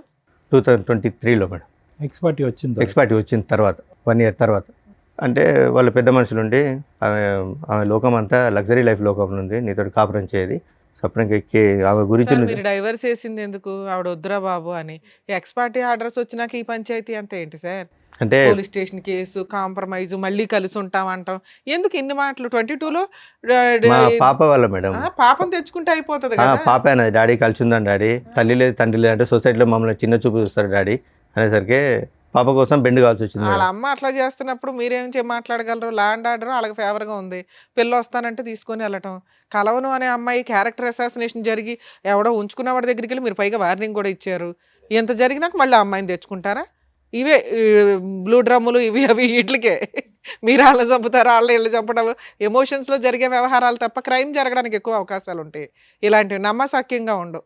ఓకే, తర్వాత 2023లో ఇంకో మ్యారేజ్ చేసుకున్నాను madam. Love marriage, arrange marriage? అది అరేంజ్ మ్యారేజ్. ఎలా వచ్చింది సార్ సంబంధం? ఏంటి మేడం? సంబంధం ఎలా వచ్చింది? FBలో చూసిన తర్వాత వాళ్ళ అమ్మ వాళ్ళు మా ఇంటికి వచ్చారు. ఆవిడ మేము ఫస్ట్ మ్యారేజ్, సెకండ్ మ్యారేజ్? ఆవిడ సెకండ్ మ్యారేజ్ మేడం. మీకు మ్యారేజ్ 2 years అవుతుంది. Yes madam. ఇక్కడ ఏమైనా పిల్లలు ఉన్నారా? ఇక్కడ ఏం లేదు మేడం. ఆవిడేం చేస్తారు సెకండ్ వైఫ్? ఏం లేదు, హౌస్ వైఫ్ మేడం. మీరేం చేస్తున్నారు ఇప్పుడు? నేను మైనింగ్ డిపార్ట్మెంట్లో ఎంత వస్తుంది? 16 నుంచి 18 వస్తుంది. సరిపోతుందా మరి? మీరు ఎంత ఇల్లు నడుపుకోవడానికి 16,000 ఈ రోజుల్లో 15,000 ఏ మూలక సార్? ఎందుకంటే అడ్జస్ట్ అందుకే చేసుకుంటున్నాను. కదా అమ్మాయి చెప్పేది, ఏం సంపాదించడం రెంటకి అయిపోతాయి ఇవన్నీ. కాదు మేడం, ఇతను డిఎంఎల్టీ చేశాడు, ఏం చేసినా కూడా మినిమం ల్యాబ్ టెక్నీషియన్ మీకు వస్తుంది కదా. అంటే ఎక్కడ కూడా నన్ను సరిగా జాబ్ చేసుకుని లేదు మేడం. ఎవరు చేయనివ్వలేదండి. ఇక్కడ మీ ఆవిడ చేసిన హెరాస్మెంట్ ఏమీ లేదు. ఆవిడ ఏదో అక్రమ సంబంధం పెట్టుకుంది తప్ప మిమ్మల్ని ఏమీ చేసింది లేదు. ఆవిడ అలిగి వెళ్ళిపోతుంది. కేసులు మేడం, ఈ 498 ఏదో ఒకటి కేసులు పెట్టడం వల్ల మాట్లాడతా. అసలు ఇప్పుడు ఎందుకు వచ్చారు? ఆల్రెడీ సెకండ్ మ్యారేజ్ అయిపోయింది, మీ లైఫ్ అయిపోయింది, హ్యాపీగానే ఉంటున్నారు. సెకండ్ మ్యారేజ్ చేసుకున్నాను. ఎవరికెవరో ఇన్ఫర్మేషన్ ఇచ్చారు మేడం. 2024లో నేను నా భర్తతో కాపురం చేస్తాను, పెద్ద మనుషుల దగ్గరికి వచ్చింది. ఓకే, పెద్ద మనుషుల దగ్గరికి వస్తే నేను చెప్పాను ఆమెకు నాకు డైవర్స్ అయింది, ఆమె గురించి ఏది మాట్లాడాలనుకున్నా నేను లీగల్ నేర్చుకుంటా, మిగతా ఇంకేదన్నా ఉంటే చెప్పండి అంటే, మధ్యలో మీ అమ్మాయి కల్పించుకోలేదా నాన్న కలిసిపోండి అని? లేదేం కల్పించు ఓకే, అమ్మాయిని కల్పించుకోలేదు మేడం. ఇవి వచ్చారు, మేము మాట్లాడేది ఏం లేదంటే ఒక 1 hour ఉన్నారు. 1 hour తర్వాత వచ్చి ఇంటి తలుపులు తాళాలని వాళ్ళొకటి చైర్లు సామాన్ అంతా బయటేసి ఇప్పుడు మేము ఇంట్లోనే ఉంటాం, ఇప్పుడు నేను ఇంట్లోనే ఉంటా. అది రెంటెడ్ హౌసేగా? లేదు మేడం, అక్కడ మా విలేజ్లో మా మదర్ దగ్గర. మా మదర్ ఇప్పుడు దగ్గర కాదు, ఒక్క నిమిషం నవీన్ గారు, ఏం కావాలి ఆ అమ్మాయికి? ఏం కావాలి అసలు? ఏం కావాలి అమ్మాయి? మీకు ఆ అమ్మాయి వద్దు, ఆ అమ్మాయికి మీరు వద్దు. Okay, X party divorce. అసలు డైవర్స్ తీసుకున్న తర్వాత యుద్ధం కొనసాగుతుంది ఏంటండి? అసలు నాకు అర్థం కావట్లేదు. అది నాకు అర్థం కావట్లేదు సార్, ఏమెందుకు అమ్మాయి ఇప్పుడు వస్తుందో. ప్రెసెంట్, ఒక్క నిమిషం, ప్రెసెంట్ ఆ అమ్మాయి ఏ విధంగా మిమ్మల్ని హెరాస్ చేస్తుంది? ఆ అమ్మాయి హెరాస్ చేస్తుందనే కదా మీరు ఇక్కడికి వచ్చి కూర్చున్నారు. మీ ఇద్దరి మధ్యన ఏం గొడవ లేదు కదా? లేదు. ఇప్పుడు మీకు మీ మిస్సెస్ మధ్యన లేదు సార్. ఏ విధంగా ఆ అమ్మాయి మిమ్మల్ని హెరాస్ చేస్తుంది? ఏ రైట్ ఉంది ఆ అమ్మాయి హెరాస్ చేయడానికి? ఇంటి మీదకి వచ్చింది మేడం. ఇంటి మీదకి వచ్చిన తర్వాత పెద్ద మనుషులు ఏం చేశారంటే పిల్లల గురించి మాట్లాడదామని ఒక 35 days మా మమ్మీని ఇంట్లో నుంచి బయటికి పంపించి ఆమెను 35 days ఇంటి నుంచి తీర్మానం చేసిండ్రు. పిల్లల గురించి మాట్లాడదామని తీర్మానం చేసిండ్రు. ఆ తీర్మానం చదవకుండా మాతో సైన్ తీసుకొని ఆమె కూడా ఇంట్లో ఉండేటట్టు, ఆమె కూడా ఇంట్లో ఉంటుంది, నీకు నచ్చినప్పుడు వచ్చి కాపురం చేయండి. జడ్జిల కంటే మీ ఊరు పెద్ద మనుషులు గొప్ప. డైవర్స్ అయిన అంటే తర్వాత కోర్టు నుంచి ఇట్లా నాకు విడాకులు వచ్చినాయంటే ఆ లాయర్లు ఎవరిని అడిగి ఇచ్చింది, ఆ లాయర్ ఎట్లా నీకు ఎవరిని అడిగి విడాకులకు అప్లై చేసిండు, ఆయన లాయర్ అయినా ఈ క్వశ్చన్ లేచిండు. ఎవరు మీ ఊరు పెద్ద మనుషులు? పెద్ద మనుషులు. ఎక్కడున్నారండి? సూపర్ పెద్ద మనుషులు అయితే. ఏ దేశంలో ఉన్నారండి? వీళ్ళు కొత్త కోట ఇక ఆమె పెట్టారు. ఇంట్లో ఉంటుంది, ఆ? అప్పుడప్పుడు వస్తుంది పోతుంది, మా అందరినీ ఇంట్లోకే బయటికి వస్తే గొడవ. సీరియస్లీ? Yes madam. అయితే 2025లో మా ఫాదర్ది 10 years చేద్దామని ఊరికి వెళ్ళాం మేడం. ఆ. ఊరికి వెళ్ళినప్పుడు మేము పాపని రాను, అయితే డాడీ మమ్మీ ఫీజు కట్టట్లేదు ఇబ్బంది పెడుతుంది అంటే, సరే నాన్న నేను ఇస్తారా నువ్వు రా అని చెప్తే వస్తాను డాడీ అని. తర్వాత అదే రోజు ఫోన్ చేస్తే మీరు రావట్లేదు డాడీ అన్నది. ఆ రోజు నైట్ వచ్చింది, నైట్ 10:30కి ఇంటికి వచ్చింది మేడం. ఎవరు వచ్చారు? ఫస్ట్ ఆవిడ ఆ. పిల్లల్ని తీసుకొని వచ్చింది నైట్ 10:30కి. నువ్వు ఇప్పుడు ఎందుకు వచ్చావు, అసలు నీకు ఇంట్లో ఏం హక్కు ఉందని వచ్చినావు అంటే, నాకు పెద్ద మనుషులు రాసిస్తే నీ ఇంట్లోనే ఉంటా అంటే, మరి పెద్ద మనుషులు ఏమన్నా. అప్పుడప్పుడు వచ్చి వెళ్తూ ఉంటుందా? అవును. కాదు, వాడు డిసప్పియర్ అయ్యాడా? Age madam. వాడు గడ్డి పెట్టారు కదా, వాడు వెళ్ళిపోయినట్టేనా పిక్చర్లో? లేదు లేదు, వాడు ఉన్నాడా? ఉన్నాడు స్టిల్. నవంబర్లో కూడా నాకు కనిపించాడు. కాదు, వాడితో ఉన్నాడా అంటే బతుకున్నాడా అని కాదు సార్. సంబంధం మీ ఉందా? ఆవిడతో సంబంధం ఉందా? సంబంధం ఉందా? చూశాను, ఉన్నాయి సార్. మరి ఏంటి అక్కడ సంబంధం పెట్టుకుని ఇక్కడ పార్ట్ టైం ఏంటి? అసలు ఆవిడ ఎవరు? అంటే ఇప్పుడు- ఫోటో ఒకసారి చూపిరా. అంటే ఇప్పుడు పెద్ద మనుషులు ఏం చేస్తున్నారంటే మా దగ్గరికి న్యాయం కోసం వచ్చింది కదా, మేము ఏదో ఒకటి న్యాయం చేయాలి ఉంటుంది. అసలు మమ్మల్ని నుంచి ఏం సరే, మాట్లాడలేదు. మీ ఊర్లో 2 గ్రూపులు ఉంటాయి. ఆవిడ వాళ్ళ పెద్ద మనుషుల దగ్గరికి వెళ్ళింది, వాళ్ళు ఏదో ఇచ్చారు. మీరు కూడా ఓ పెద్ద మనిషి దగ్గరికి వెళ్తే వాళ్ళు కూడా ఓ శాసనం రాసేస్తారు. ఇక లా అండ్ ఆర్డర్, కాన్స్టిట్యూషన్స్ ఇవేనా వద్దు, చక్కగా పెద్ద మనుషుల దగ్గర కూర్చుంటే అయిపోద్ది. 2025లో మా ఫాదర్ ఇట్లా 10 years చేద్దామంటే వెళ్ళాం మేడం. వచ్చింది నైట్ 10:30కి వచ్చింది. నువ్వు ఎందుకు వచ్చావు, ఇప్పుడు నీకేం అవసరం అని వచ్చినావు, అసలు నీకేం రైట్స్ ఉన్నాయని వచ్చినాడికి అంటే నాకు పెద్ద మనుషులు రాసి ఇచ్చారంటే, అంటే పెద్ద మనుషులు ఏమని రాసి ఇచ్చారు, మండే నుంచి ఫ్రైడే వరకు అక్కడ హైదరాబాద్లో కాపురం చేయి, ఫ్రైడే సాటర్డే సండే నా దగ్గర కాపురం చేయమని రాసి ఇచ్చారా అని అంటే వాళ్ళ తమ్మునికి ఫోన్ చేసింది అన్నమాట. శేఖర్ నన్ను ఇంట్లోకి రానివ్వట్లేదు, గొడవ పెడతాను కొడతాను అని. పోలీసులకి ఎందుకు కంప్లైంట్ ఇవ్వలేదు? వన్స్ డైవర్స్ అయిపోయినాక అమ్మాయి ఆ సరౌండింగ్స్ కి రావడానికి కూడా లేదు, పోలీసులకు కోర్టు ఆర్డర్ లేకుండా. అదే రోజు ఆమె వాళ్ళ తమ్ముడు చేసిన తర్వాత 100 డయల్ చేసింది. మా అత్తయ్యను మా హస్బెండ్ నన్ను ఇంట్లోకి అరెస్ట్ చేస్తాను, ఇంట్లోకి రానివ్వట్లేదు. చెప్తారు కదా డైవర్స్ వచ్చినాయి అంటారు పేపర్లో. అయితే కానిస్టేబుల్ ఉండి ఈ నైట్ 10 గంటలకు గొడవ ఎందుకమ్మా, మీరు ఉండి వేరే ఇంట్లోకి ఎక్కడన్నా ఉండండి. కానిస్టేబుల్ చెప్పాడు వేరే ఇంట్లో ఉండు. కానిస్టేబులే చెప్పాను మేడం, వేరే ఇంట్లో ఉండండి. ఇప్పుడు ఈ నైట్ ఇప్పుడు ఆమె ఏదో ఒకటి అంటే మీరు ఏదో ఒకటి అంటారు, గొడవ అవుతుంది అంటే వెళ్ళిపోయినాం మేడం. నైట్ 1 o'clock వాళ్ళ తమ్ముడు ఒక 6 రౌడీలను తీసుకొని అక్కడికి వచ్చింది. ఇప్పుడు రండి మాట్లాడదామని మా మాట్లాడడానికి లేదు మేడం. ఒక 6 రౌడీలను తీసుకొని వచ్చి మీద దౌర్జన్యం చేశారు. మా పాప ఏం చేసింది, మా సిస్టర్ని చెప్పి తీసుకొని కొట్టింది. చెప్పి తీసుకొని కొడితే లేడీస్ కొట్టుకుంటారు. మీ సిస్టర్ ని కొట్టిందా మీ అమ్మాయి? ఎందుకు గొడవ రెచ్చగొట్టాలని. మీ పాప మీకే Yes, madam. ఫేవర్. అక్కడ వాళ్ళు చెప్పినట్టు ఉంటుంది, ఇక్కడ నాకు ఫోన్ చేసి డాడీ నన్ను ఇబ్బంది పెడతారని నాకు చెప్పి మహానటి. ఓకే, చిన్నపిల్ల ఏమి అనలేం. చెప్పి తీసుకొని కొట్టేసరికి మా చెల్లె మా పాపను కొట్టింది. వాళ్ళిద్దరూ కొట్టుకుంటే బయటకు వెళ్ళిండ్రు. వాళ్ళ తమ్ముడు ఏం చేసిండు, వెనక నుంచి మా అమ్మ మీద ఇంతలా రాయి ఎత్తేసిండు. జస్ట్ మా అమ్మ కాలు స్కిడ్ అయ్యేసరికి ఇట్లా రాసుకుంటూ వెళ్ళింది. ఎవరు మీ అమ్మగారికి? మా అమ్మగారికి రాసుకుంటూ వెళ్ళిన తర్వాత ఇదంతా మీ నాన్నగారు 10th anniversary రోజు. ఎస్ సార్, అంటే తెల్లారితే 10th anniversary తెలియండి. అదే నైట్. మీరు చెప్తున్నవన్నీ నిజాలేనండి. Yes madam. ఇప్పుడు మీ ఆవిడతో మాట్లాడితే ఫస్ట్ వైఫ్ తో ఇప్పుడు లైవ్ వీడియోలు కూడా ఉన్నాయి మేడం. వాళ్ళు అమ్మాయి ఇవన్నీ చెప్తుంది. ఇప్పుడు ఈవిడ పరిస్థితి ఏంటి? ఇప్పుడు మీ సతీమణి ఇప్పుడు భార్య, ఈవిడ పరిస్థితి ఏంటి? ఆవిడ ఓకే సార్. ఈవిడ ఓకే అంటే ఏ విధంగా ఓకే? ఇంత యుద్ధాలు జరుగుతుంటుంటే ఇంట్లో ఆవిడకి ఓకే ఎలా అవుతుంది? వాళ్ళ పేరెంట్స్ ఉంటారు, వాళ్ళు ప్రశ్నిస్తారు. అసలు ఆ అమ్మాయి రైట్స్ ఏంటి? ఇంకా మీ గొడవలు పెళ్లికి ముందు ఉన్నాయి, పెళ్లి తర్వాత ఉన్నాయి, విడాకులు అయిన తర్వాత ఉన్నాయి, ఎప్పటికీ కంటిన్యూ అవుతూనే ఉన్నాయి. మీరు మీ ఆవిడ అప్పుడు ఏం మాట్లాడలేదా? నువ్వు ఎందుకు వచ్చావు, మీరు ఎలాగో మాట్లాడలేదు, మీరు ఎలాగో తిట్టట్లేదు, పోనీ ఆవిడ కూడా మాట్లాడలేదా డివోర్స్ అయ్యాక ఎందుకు వస్తున్నావు అని చెప్పి? ఆవిడ లేరా అప్పుడు ఇంట్లో? ఎవరు ఉన్నారు? ఉన్నదా అమ్మాయి? ఇక మమ్మీ వాళ్ళు మాట్లాడుతున్నారు కదా, మమ్మీ వాళ్ళు మేము మాట్లాడుతున్నాం కదా, ఆమె ఏమి ఎంటర్ కాలేదు. మరి వీళ్ళెవరూ మాట్లాడలేదుగా. అదే రోజు గొడవ అయిన తర్వాత ఏమైంది? హాస్పిటల్ నెక్స్ట్ డే రండి పోలీస్ కానిస్టేబుల్ అన్నాడు. ఆ కథ ఏమైందో చెప్పండి. స్టేషన్కి వెళ్ళినాం. Very good. స్టేషన్కి వెళ్ళి ఇట్లా కంప్లైంట్ ఇస్తామంటే వాళ్ళు కూడా కంప్లైంట్ తీసుకొని వస్తున్నాడు అండి. ఆ రోజు మా బ్రదర్ ఉన్నాడు, మా మరిది నా మీద చేసిండు, నన్ను కొట్టిండని మా తమ్ముడిని ఇరికించింది. మా తమ్ముడిని మా బాబు మీద కేసు పెట్టింది. కేసు పెట్టేసరికి మీ మీద కూడా కేసు ఫైల్ చేయమంటాను, ఇద్దరి మీద FIR ఫైల్ చేస్తాను ఎస్ఐ గారు అడుగుతారు. మాకు పెద్ద మనుషులు రాసి ఇచ్చారు సార్. పోలీసులు పెద్ద మనుషుల జడ్జిమెంట్లు ఎందుకు ఒబే చేస్తారండి? మీరు డైవర్స్ పేపర్ చూపించాలి కదా. చూపించిన మేడం. చూపించిన పెద్ద మనుషుల లీడర్షిప్ అన్నారా? ఏ పోలీస్ స్టేషన్ చెప్పండి నాకు, ఇప్పుడు మాట్లాడతాను. కొడకన్ల పోలీస్ స్టేషన్ మాట్లాడించండి. ఏఎస్ఐ అన్నాడా? డైవర్స్ చేసిన తర్వాత మీకు పెద్ద మనుషులు మీ ఫస్ట్ వారితో కలిసి ఉండమన్నారు, ఆ ఇంట్లో ఉండమని మీకు పోలీసులు చెప్పారా? ఎక్కడ వెళ్ళలేదండి. ఇప్పుడు పోలీసులు అంటే పోలీసులు ఆ ఇంట్లో ఉండమని మీ వైఫ్ కి చెప్పారా? చెప్పలేదు మేడం. మీరు ఏ విషయం క్లారిటీగా అంటే మాట్లాడారు? మీరు తీర్మానం ఇచ్చినందుకు ఆమె ఇంట్లో ఉంటుంది, ఇట్లా చేస్తాను. మరి ఏంది పరిస్థితి అంటే పెద్ద మనుషులు ఎస్ఐ గారికి ఏమన్నారంటే, సార్ ఇంకోసారి మేము రానివ్వము, ఎవరు ఆ అమ్మాయిని ఇంట్లోకి రానియమన్నాడు. అన్న తర్వాత కూడా ఇప్పుడు 3 times వచ్చింది. అది వేరే.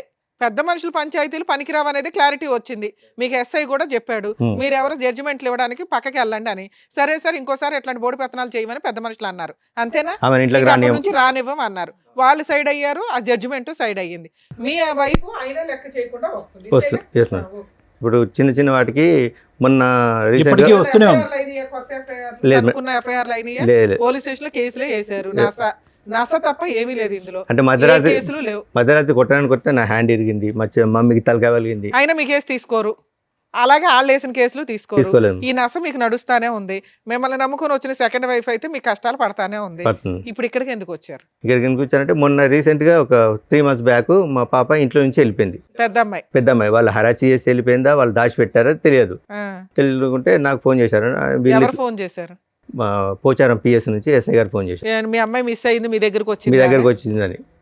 నా ఫోన్ పని చేయకుంటే అసలు మీ అమ్మాయితో మాట్లాడుతున్నారు? ఎంత పెద్ద పంచాయతీ పెట్టిన అమ్మాయిని మాట్లాడుతుంది, మీతో మాట్లాడుతుంది. మీ అమ్మాయి వెళ్ళిపోయింది, మీ దగ్గరికి వచ్చిందట, ఇట్లా వచ్చి కంప్లైంట్ ఇచ్చారంటే మా మదర్ ఉంటే నా దగ్గర రాలేదు, మీ అబ్బాయి ఎక్కడ ఉన్నట్టే, మా అబ్బాయి నా కాంటాక్ట్లో లేడు, మాకు తెలియదు అన్నారు. మధ్యరాత్రి 12 o'clock పోలీసులను తీసుకొని వాళ్ళ దగ్గర ఉంటారని కానిస్టేబుల్ తీసుకొని మా చెల్లె వాళ్ళ ఇంటికి సోదాకు వచ్చింది. 12 గంటలకు వస్తే మా బాబాయ్ ఆయన తిట్టడం, ఈ నైట్ 12 o'clock ఏందండి పిటిషనర్ని పట్టుకుని మా ఇంటికి వచ్చేది ఏందండి అని మా బావ వాళ్ళ ఫ్రెండ్ ఒక అన్నాడు. అంటే మైనర్ అమ్మాయి కాబట్టి ఎవరో మైనర్ కాబట్టి తండ్రి సంరక్షణ ఉండాలి, సో ఎవరో ఒకరు ఉండాలంటే తర్వాత ఆ రోజు 3 o'clock పాప మా మదర్కి ఫోన్ చేసింది. నానమ్మ నేను ఇక్కడ హన్మకొండ బస్ స్టాండ్లో ఉన్నాను, నన్ను ఇట్లా టార్చర్ పెడతారు, చిత్రహింసలు పెడతారు, నేను ఉండను, అందుకే ఇంట్లోకి పారిపోయినా, నేను ఆమెకు ఉండు ఎవరు ఇష్టం. నుంచి పారిపోవడం ఎందుకు? మీకు ఫోన్ చేసి మీ దగ్గరికి వచ్చేయచ్చుగా. అదే. అంత తెలివితే అట్లా ఎందుకు ఎవరు అమ్మాయికి? పెడుతున్నారు టార్చర్? వాళ్ళ అమ్మును వాళ్ళ మామ మొన్న రీసెంట్గా వాళ్ళ మామ ఇంట్లో ఫ్రెండ్స్ తోటి పార్టీకి ఏదో బర్త్డే ఫంక్షన్ ఉంటే వెళ్ళిందట. 5 o'clock వచ్చేది, 7 o'clock వచ్చిందట. ఎక్కడికి వెళ్ళావని బెల్ట్ తీసుకొని కొట్టి బూట్ కాలు తోడుదన్నట ఫోన్ చేసి చెప్తుంది. మా ముందు మా నటిస్తుంది. మీ అమ్మాయి ముదురు తెలివితేటలు మాకు అర్థం అవుతున్నాయి. ఏ పని చేసిందో మామ, ఇప్పుడు నువ్వు లేవు అక్కడ, మేనమామ కంట్రోల్ పెట్టాలి, పెట్టాడు. ఇగో ఇట్లాగే ఉంటాయి భార్యాభర్తలు విడిపోతే. ఆడపిల్లలు కానీ మగపిల్లలు కానీ టీనేజర్స్ ఇది ఒక డ్రామా. వాళ్ళకి ఫుట్బాల్ ఆడుకుంటారు పేరెంట్స్ని, వాళ్ళ క్యారెక్టర్లే పోతాయి. విడిపోయేటప్పుడు ఒక 100 సార్లు ఆలోచించండి. చెప్పండి. ఆవిడ దృష్టిలో ఆవిడ వాడుకుంటుంది, మీకు అవసరం వచ్చినప్పుడు మీరు వాడుకుంటున్నారు ఆ పిల్లని. ఇప్పుడు వాళ్ళ బ్రదర్ తోటి మాకు ప్రాణహాని ఉందా? ప్రాణహాని మేడం. పోలీస్ స్టేషన్లో మీ అడ్వకేట్ ప్రైవేట్ కంప్లైంట్ ఇవ్వచ్చు, ఉన్న ఇన్సిడెంట్లు అన్ని పెట్టి. ఇప్పుడు పెద్దమ్మాయి ఎక్కడ ఉంది నవీన్ గారు? వాళ్ళ దగ్గర ఉంది, వాళ్ళ దగ్గరే ఉంది. మళ్ళీ అక్కడే చేరింది ఆ అమ్మాయి. అక్కడే చేరింది. మీ దగ్గరకు వచ్చేస్తానని అనట్లేదు? వచ్చేస్తా అని మాతో చెప్తుంది. అంటే ఇంట్లోంచి వెళ్ళిపోయేటప్పుడే, ఇంట్లోంచి బయటకు వెళ్ళినప్పుడే మీ అమ్మాయి మీకు ఫోన్ చేస్తుంది. పెళ్లి మిగతా టైంలో స్టేషన్లో చేయదు. కంప్లైంట్ అయినా అంటే సరే ఈసారి డాడీ అంటుంది, ఇవ్వట్లేదు. సరే ఇప్పుడు ఇవన్నీ ఎందుకు? వాళ్ళు మీ దగ్గరకు వచ్చినప్పుడు ఏ నష్టం జరుగుద్దో పోలీసులు కంప్లైంట్ ఇవ్వడం, సర్దుకోవడం, మీ పని ఏదో మీరు చూసుకోవచ్చు. ఎందుకు వాళ్ళ ఇంట్లో ఏం జరుగుతుంది ఈ నష్టం ఎందుకు మీకు? ఎవరింట్లో మీకు డైవర్స్ వచ్చినాయి, అయిపోయాయి. పెద్ద మనుషులు ఏదో పిలిచారు, అది క్లియర్ అయిపోయింది. 4 పీకారు, అది క్లియర్ అయిపోయింది. ఇప్పుడు మీ సెకండ్ వైఫ్తో మీరు ప్రశాంతంగా ఉంటే అప్పుడప్పుడు ఏదో న్యూస్ జరిగిద్ది, దాని మీద అడ్వకేట్ చూసుకుంటారు, పోలీసులు చూసుకుంటారు. దీన్ని ఎందుకు ఇంత రోజు అమ్మాయి ఏం చేస్తుంది, వస్తుందా రాదా, భార్య ఏం చేస్తుందా, వస్తుందా రాదా, ఇంటి మీద బామ్మర్ది ఏం చేస్తాడు, వస్తాడా, 4 వేసుకొని రారా, ఇదెందుకు ఇంత ఆలోచిస్తున్నారు మీరు? మీకు మీ ఫస్ట్ వైఫ్ మీద ఏమన్నా ఫీలింగ్స్ ఇప్పటికీ ఉన్నాయా? లేవు, ఫుల్ స్టాప్. మీ పెద్ద అమ్మాయి మీద మీకు ఏమన్నా అమ్మాయి కావాలి అనేటటువంటిది ఉందా? ఆ అమ్మాయి అక్కడ హెరాస్ గురవుతుంది, తల్లిలాగా లైఫ్ నాశనం అవుతుందేమో అని ఆ అమ్మాయిని సేవ్ చేయాలనుకుంటున్నారా? మిమ్మల్ని నమ్ముకుని వచ్చిన సెకండ్ వైఫ్ మీద మీకేమీ లేదా? ఉన్నది మేడం. ఏమంటండి, ఏమన్నా ఉందా? మాకే కోపం వస్తుంది. సెకండ్ వైఫ్కి రావాలి అసలు. ఏంది తింగరగాడిని ఎట్లా పెట్టుకుని కవర్ చేస్తున్నామని సెన్స్ ఉందా? ఉన్నప్పుడు భార్య క్యారెక్టర్ లేదని అంటున్నారు, క్యారెక్టర్ లేని భార్య కావాలంటున్నారు. కూతురేమో ఒకసారి నాకు ఫేవర్, ఒకసారి అమ్మకి ఫేవర్ అంటున్నారు. వాళ్ళు వద్దు అనుకుని డైవర్స్ చేశారు, వచ్చేసింది. అయినా ట్రై చేశారు, రాలేదు. వన్స్ మీరు పూర్తిగా క్లోజ్ అయిపోతున్నారు, వేరే అమ్మాయిని చేసుకొని అని తెలిసినాక ఆవిడ వచ్చినాక మిమ్మల్ని నమ్ముకొని ఒక అమ్మాయి వచ్చి విత్ క్యారెక్టర్తో వచ్చి మీ పక్కన కూర్చున్నప్పుడు ఆవిడకి ఎక్కువ ఇంపార్టెన్స్ ఇచ్చుకోవాలి సెకండ్ వైఫ్కి. ఈ అమ్మాయిది చిన్న నసలు కొన్ని రోజులు జరుగుతాయి, ఆ నసలేవో క్లియర్ చేసుకోవాలా, ఊరుకోవాలా. స్టిల్ ఇప్పటికీ తవ్వుకుంటున్నారు మీరు ఇదే పనిగా. సంపాదించేది పావల, పంచాయతీలు 100. సరే ఓకే, ఇక్కడికి ఎందుకు వచ్చారు? ఇప్పుడు నా అడ్రస్ తెలుసుకోవడానికి ఏదో ఒకటి పాపని ఎర్రగా వాడుతుండ్రు, లేకపోతే అక్కడికి వెళ్ళి మా మమ్మీని అరెస్ట్ చేసి చేయొచ్చు కదా సార్, మీ చేతిలో ఉంది ఆయుధం, ఫోను. అంటే ఇంటికి వెళ్ళి మమ్మీని అరెస్ట్ చేస్తాను మేడం. మీ అమ్మగారు కంప్లైంట్ ఇస్తే అయిపోతుంది, చాలా కంప్లైంట్ ఇస్తే ఎస్ఐ గారు సింపుల్ పెద్ద మనుషులలో మాట్లాడుకుంటున్నారు అంటున్నారు కదా. అడ్వకేట్ని పెట్టుకుంటే ప్రైవేట్ కంప్లైంట్ అయిపోయాయి, సింపుల్ ప్రాసెస్. మీతో పాటు ఎవరైనా వచ్చారా? ఎవరు రాలేదు. వాళ్ళు కూడా నీతోటి మేము తిరగడం వల్ల వాళ్ళు కూడా మమ్మల్ని స్ట్రగుల్ చేస్తారని. యాక్చువల్లీ ఏంటంటే పెద్ద మనుషులు జరుగుతుంటే కూడా నా మీద అంటే మామూలుగా ఎంసీ కేసు వేసింది మేడం. అంటే ఇక్కడ మళ్ళీ పెద్ద మనుషులలో సెటిల్ చేసుకుంటూ మళ్ళీ ఎంసీ తిరగాలని నేను ఫీజు కట్టట్లేదు మేడం. సార్ మీతో పాటు ఎవరైనా వచ్చారా? నా రెండో భార్య వచ్చింది మేడం. హలో అండి, మీ పేరు? శ్వేత మేడం. శ్వేత గారు. సో విన్నారు కదండి ఇప్పటివరకు ఆయన చెప్పింది. సో మీరన్నా గట్టిగా ఏదో ఒకటి మాట్లాడొచ్చు కదా. అంటే ఇప్పుడు ఆయనకి కూతురు మీద ప్రేమ ఎక్కువ ఫస్ట్ నుంచి కూడా. నేను ఏం చెప్పినా కానీ వినే సిచ్యువేషన్ లేదు. మీరు బయట నుంచి వచ్చారన్న ఒక ఫీలింగ్ ఒకవేళ నేను ఏమన్నా చెప్పినా అమ్మాయి వచ్చి తండ్రిని కూతుర్ని విడదీసేసింది అని అంటారని నేను ఇప్పటి వరకు కామ్గా ఉన్నాను. పైగా ఇంకోటి ఏంటంటే నేను ఒక ఆడపిల్లని, ఆ అమ్మాయి ఒక ఆడపిల్ల, ఫస్ట్ నుంచి బాధలు పడుతూనే ఉంది. అంటే వీళ్ళ పేరెంట్స్ ఆమెను ఈయన కలిసి ఫస్ట్ నుంచి ఇబ్బంది పెడుతూనే ఉన్నది అని చెప్పేసి నేను కూడా సరే మాట్లాడు అని చెప్పేసి ఊరుకున్నాను నేను. ఓకే, ఇంకా కూతురే కదా అని మాట్లాడమని వదిలేశారు. కానీ ఆ అమ్మాయి ఒక్క నిమిషం శ్వేత గారు, ఇప్పుడు ఆ అమ్మాయి ఆ అమ్మాయి యొక్క మెంటల్ స్టేట్ స్టేబుల్గా ఉందని అనుకోవచ్చా? ఎవరు ఇప్పుడు ఓకే ఇతనికి ప్రేమ ఉంది, ఒక నిమిషం నా మాట వినండి, ఈ యుద్ధాలు గొడవలు ఇవన్నీ చూసి ఆ అమ్మాయి ఆల్రెడీ మెంటలీ డిప్రెస్ అయ్యిందేమో అని నాకు అనిపిస్తుంది. ఆ అమ్మాయికి ఒక స్టెబిలిటీ లేదు, స్నేహితులు గీతులు అనేటటువంటి వరదలో కొట్టుకుపోతుంది. రాత్రి అర్ధరాత్రి అనక అపరాత్రి అనక ఇంటికి వస్తుంది. తిట్టినప్పుడు నాన్న గుర్తు వస్తున్నాడు, తిట్టినప్పుడు ఇంట్లో వాళ్ళు నిలదీనప్పుడు ఆ ఇంట్లో ఉంటుంది. నిజంగా ఆ అమ్మాయికి సపోర్టివ్గా ఇతను ముందుకు వెళ్ళాలి అంటే కనుక ఇతని లైఫ్ మీ లైఫ్ మీ కాపురం రిస్క్లో పడుతుంది. నేను అందుకే సార్ ఎస్, ఇప్పుడు ఈరోజు మీరు ఏంటంటే నేను ఒక ఆడపిల్ల గురించి నేను ఎలా మాట్లాడతాను, వచ్చిందంటే సవతి తల్లి వచ్చి సొంత కూతురిని దూరం చేస్తుంది అనేటటువంటి మాట దూరం మాట. ఈరోజు అతను ముందుకు వచ్చి ఫీజు కడతానన్నా, అతను వచ్చి ఆ అమ్మాయి సంరక్షణ తీసుకుంటానన్నా అంత సాఫీగా జరిగేటటువంటి అంశమా? ఫస్ట్ ఆఫ్ ఆల్ ఆ అమ్మాయి వస్తుందా? దామ్మ తలుపులు తీసావు రా అంటే ఆ అమ్మాయి వస్తుందా? I don't think so. అక్కడ వాళ్ళ ఇంట్లో గర్జించినప్పుడు, నిలదీసినప్పుడు, ప్రశ్నించినప్పుడు నానా అని అంటుంది, ఆ తర్వాత షట్. ఇప్పుడు ఆ అమ్మాయి గురించి ఇతను అంటే తప్పుగా అనుకోకండి, కూతురు మీద ప్రేమ ఉంటే కనుక ఆ యుద్ధం ఇప్పుడు కాదు ఎప్పుడో మొదలవ్వాలి. ఎప్పుడో కూతురు గురించి యుద్ధం అనేది ఎప్పుడో మొదలవ్వాలి, అప్పుడు మొదలవ్వలేదు. ఎప్పుడైతే విడాకులు అయిందో ఆ అమ్మాయి ఎప్పుడైతే ఫోన్ చేసి నాన్న అంటం మొదలుపెట్టిందో, అమ్మో మా నాన్న నా కూతురు అక్కడ నలిగిపోతుంది అనేటటువంటి ఫీలింగ్లో వస్తున్నారు. నా గట్ ఫీలింగ్, నా అంతరాత్మ ఏం చెప్తుందంటే ఈ మొత్తం సినారియోలో ఒక టీనేజ్లో సైడ్ ట్రాక్ అయినటువంటి ఒక ఆడపిల్ల సిచ్యువేషన్ అడ్వాంటేజ్ తీసుకుంటుంది అన్నది నా అభిప్రాయం. సేమ్. ఇప్పుడు ఆ అమ్మాయి కాదు, ఆ అమ్మాయిని నువ్వే సంరక్షణ చూసుకో, ఆ అమ్మాయిని అమ్మ నువ్వు అక్కడే పెరిగావు, అక్కడే పుట్టావు, అక్కడే మీ అమ్మ దగ్గరే ఇంతకాలం ఉన్నది, నేను చూసింది నా మాత్రమే, ఒక తండ్రిగా నేను నీ మొహం చూసింది నా మాత్రమే, తల్లి అయినా ఎవరైనా అక్కడే నువ్వు చూసుకో అమ్మా అని చెప్పి మీరు వదిలేస్తే కనుక మీ సంసారం బాగుంటుంది. ఇప్పుడు ఏంటంటే ఇతను విడాకులు ఇచ్చాడు, సడన్గా ఇప్పుడు కూతురు సంరక్షణ అనేటువంటి ఆలోచన వచ్చేటప్పటికి 2 పడవల మీద కాలు వేసేటప్పటికి అక్కడ తల్లికి మామకే అగ్గిల మీద గుగ్గిలం అవుతున్నారు, ఈ అమ్మాయిని ట్రాప్ చేస్తున్నారు మీరు అనేటటువంటి ఫీలింగ్తో. అంతే కదా శ్వేత గారు, అదే కదా ఇక్కడ సబ్జెక్టు. లేదంటే ఆ అమ్మాయి ఎందుకు ఇక్కడికి వస్తుంది పదే పదే మీ భార్య విడాకులు అయిన తర్వాత? సరే సార్, ఇక్కడికి ఎందుకు వచ్చారు మీరు? ఏం కావాలని వచ్చారు? మేము అంటే ఇక్కడ హైదరాబాద్లో ఉంటాము, అత్తయ్య గారు ఊర్లో ఉంటారు. మేము దొరకట్లేదు అని చెప్పి వెళ్ళి అత్తయ్య గారిని కొట్టుడు, పిల్లలు లేకపోతే పెద్దమ్మాయి కూడా చెప్పు తీసుకొని కొట్టంటే చెప్పు తీసుకొట్టుడు. ఎందుకమ్మా ఏమని చెప్పి కొడుతున్నారు పెద్దవాడిని? డబ్బులు అడిగిపో. అదే డబ్బులు అడిగిపో. మెయింటెనెన్స్ కాదు మేడం, అదే డబ్బులు అంతే. డబ్బు ఎంతో కొంత, ఏదో ఎంతో కొంత. ఫీజులు కూడా కాదు, వాళ్ళు ఖర్చులకి డబ్బులు అడిగిపో. నువ్వు ఎందుకు కొట్టావు, నువ్వు ఎందుకు ఇయ్యో అని చెప్పేసి పెద్ద పాప వెళ్ళి, చిన్నదంటే తెలీదు తనకి, పెద్దది వెళ్ళి కొట్టుకుపో అంటే వెళ్ళి కొట్టడం. మరి అదే పాప నాయనమ్మ నేను ఇక్కడ ఉన్నాను, బస్ స్టాండ్ లో ఉంది, నా పరిస్థితి బాగాలేదని చెప్పి ఫోన్ చేసి. ఇప్పుడు మా నంబర్స్ ఏం లేవు తన దగ్గర సార్ మాకు చేయడానికి. నాయనమ్మే హెల్ప్ కోరినటువంటి అమ్మాయి ఈ రోజు నాయనమ్మని కొడుతుందని అంటున్నారు కదా. అంతకుముందు సార్, అంతకుముందు నాయనమ్మ కొట్టుపో అంటే కొట్టడం మానేసి ఇంటికి రావడం మానేసి ఎంతకాలం అయింది? ఏదో వస్తూనే ఉన్నారు మేడం వాళ్ళు. అంటే కొట్టడం లేదు, మీరు ఎక్కడ ఉన్నారో తెలియక ఒకసారి వచ్చి ఏం చేస్తారు? వచ్చి 2 days ఉంటుండ్రు వెళ్ళిపోతుంది. పిల్లలేనా ఆవిడ కూడా? ఆవిడే వస్తుంది. వస్తారు మేడం. అప్పుడు ఏం చేస్తున్నారు ఇంట్లో వంట ఎవరు చేస్తున్నారు? వాళ్ళే చేసుకుంటారు. వాళ్ళు చేసేసుకుని వాళ్ళ వరకు ఉండి వాళ్ళ వరకు మళ్ళీ సర్దుకుని. శ్వేత గారు ఆ 2 days ఎలా నడుస్తుంది అమ్మా? ఆ 2 days ఎలా నడుస్తుంది అది తెలీదు సార్ నాకు. కాదు మీ ఇంటికి వస్తుంది ఆవిడ, పిల్లలతో పాటు వస్తుంది, వీళ్ళకి తెలియదు, వాళ్ళ అత్తగారు ఉండరు. సాటర్డే సండే మమ్మీ ఉండదు, మా సిస్టరు ఇప్పుడు 8 months క్యారింగ్ మేడం ఇక్కడికి వస్తుందండి. మమ్మీ లేనప్పుడు వస్తుంది, ఓకే ఓన్లీ ఫెస్టివల్స్ చూసుకొని వస్తుంది. ఓకే, ఆ టైంలో మీ అమ్మగారు ఎక్కడ ఉంటారు? సిస్టర్ దగ్గరకు వస్తుంది, లేదంటే ఉన్న ఊర్లోనే అమ్మమ్మ వాళ్ళ ఇంటికాడ ఉంటారు. ఇల్లు ఎంత వాల్యూ చేస్తుంది? ఎవరి పేరు మీద ఉంది? మా ఫాదర్ మా మమ్మీ పేరు మీద. ఎంత వాల్యూ చేస్తుందండి? ప్రజెంట్లో ఒక 6-7 lakhs. సరే సార్, మీకు ఈ హెరాస్మెంట్లు ఇవి ఉన్నాయి, ఏం చేస్తే బెటర్, ఎలా వెళ్తే బెటర్? ఓకే అది సార్, పాప ఒకసారి మాట్లాడి అసలు ఆ సిచ్యువేషన్ ఏంటి, వస్తే మా దగ్గర ఉంటే మంచిగా ఉండి వాళ్ళకి మాకు సంబంధం లేదు, నేను మా డాడీతో ఉంటాను అంటే తీసుకుంటాం, లేదు నేను అక్కడే ఉంటాను అని అంటే పర్మనెంట్ సెటిల్మెంట్ చేసేసుకుందాం, వాళ్ళకి మాకు సంబంధం లేకుండా. అది సార్. ఇప్పుడు ఎందుకంటే ఇవన్నీ విషయాలు అక్కడ విలేజ్లో దాచిపెడుతున్నారు. వాళ్ళ పెద్ద మనుషులు వీళ్ళు వాళ్ళ దగ్గర డబ్బు వెళ్ళకపోతే పెద్ద మనుషుల్లోకి మిమ్మల్ని కులం నుంచి వెళ్ళేస్తాము, మీరు కులానికి అదేంటి మీకు ఏదన్నా అంటే ఇష్యూ వచ్చినా ఏమన్నా జరిగినా ఏదన్నా అయినా మేము మీ ఇంటికి రాము అని చెప్పేసి. నవీన్ గారు డైవర్స్ దాంట్లో పిల్లలకి ఏం చేయాలని కండిషన్స్ ఉన్నాయి? ఏమి ఉండవు సార్, ఎక్స్పర్టీ ఆర్డర్స్ కదా. అంతే madam. Okay, she is not happy about the.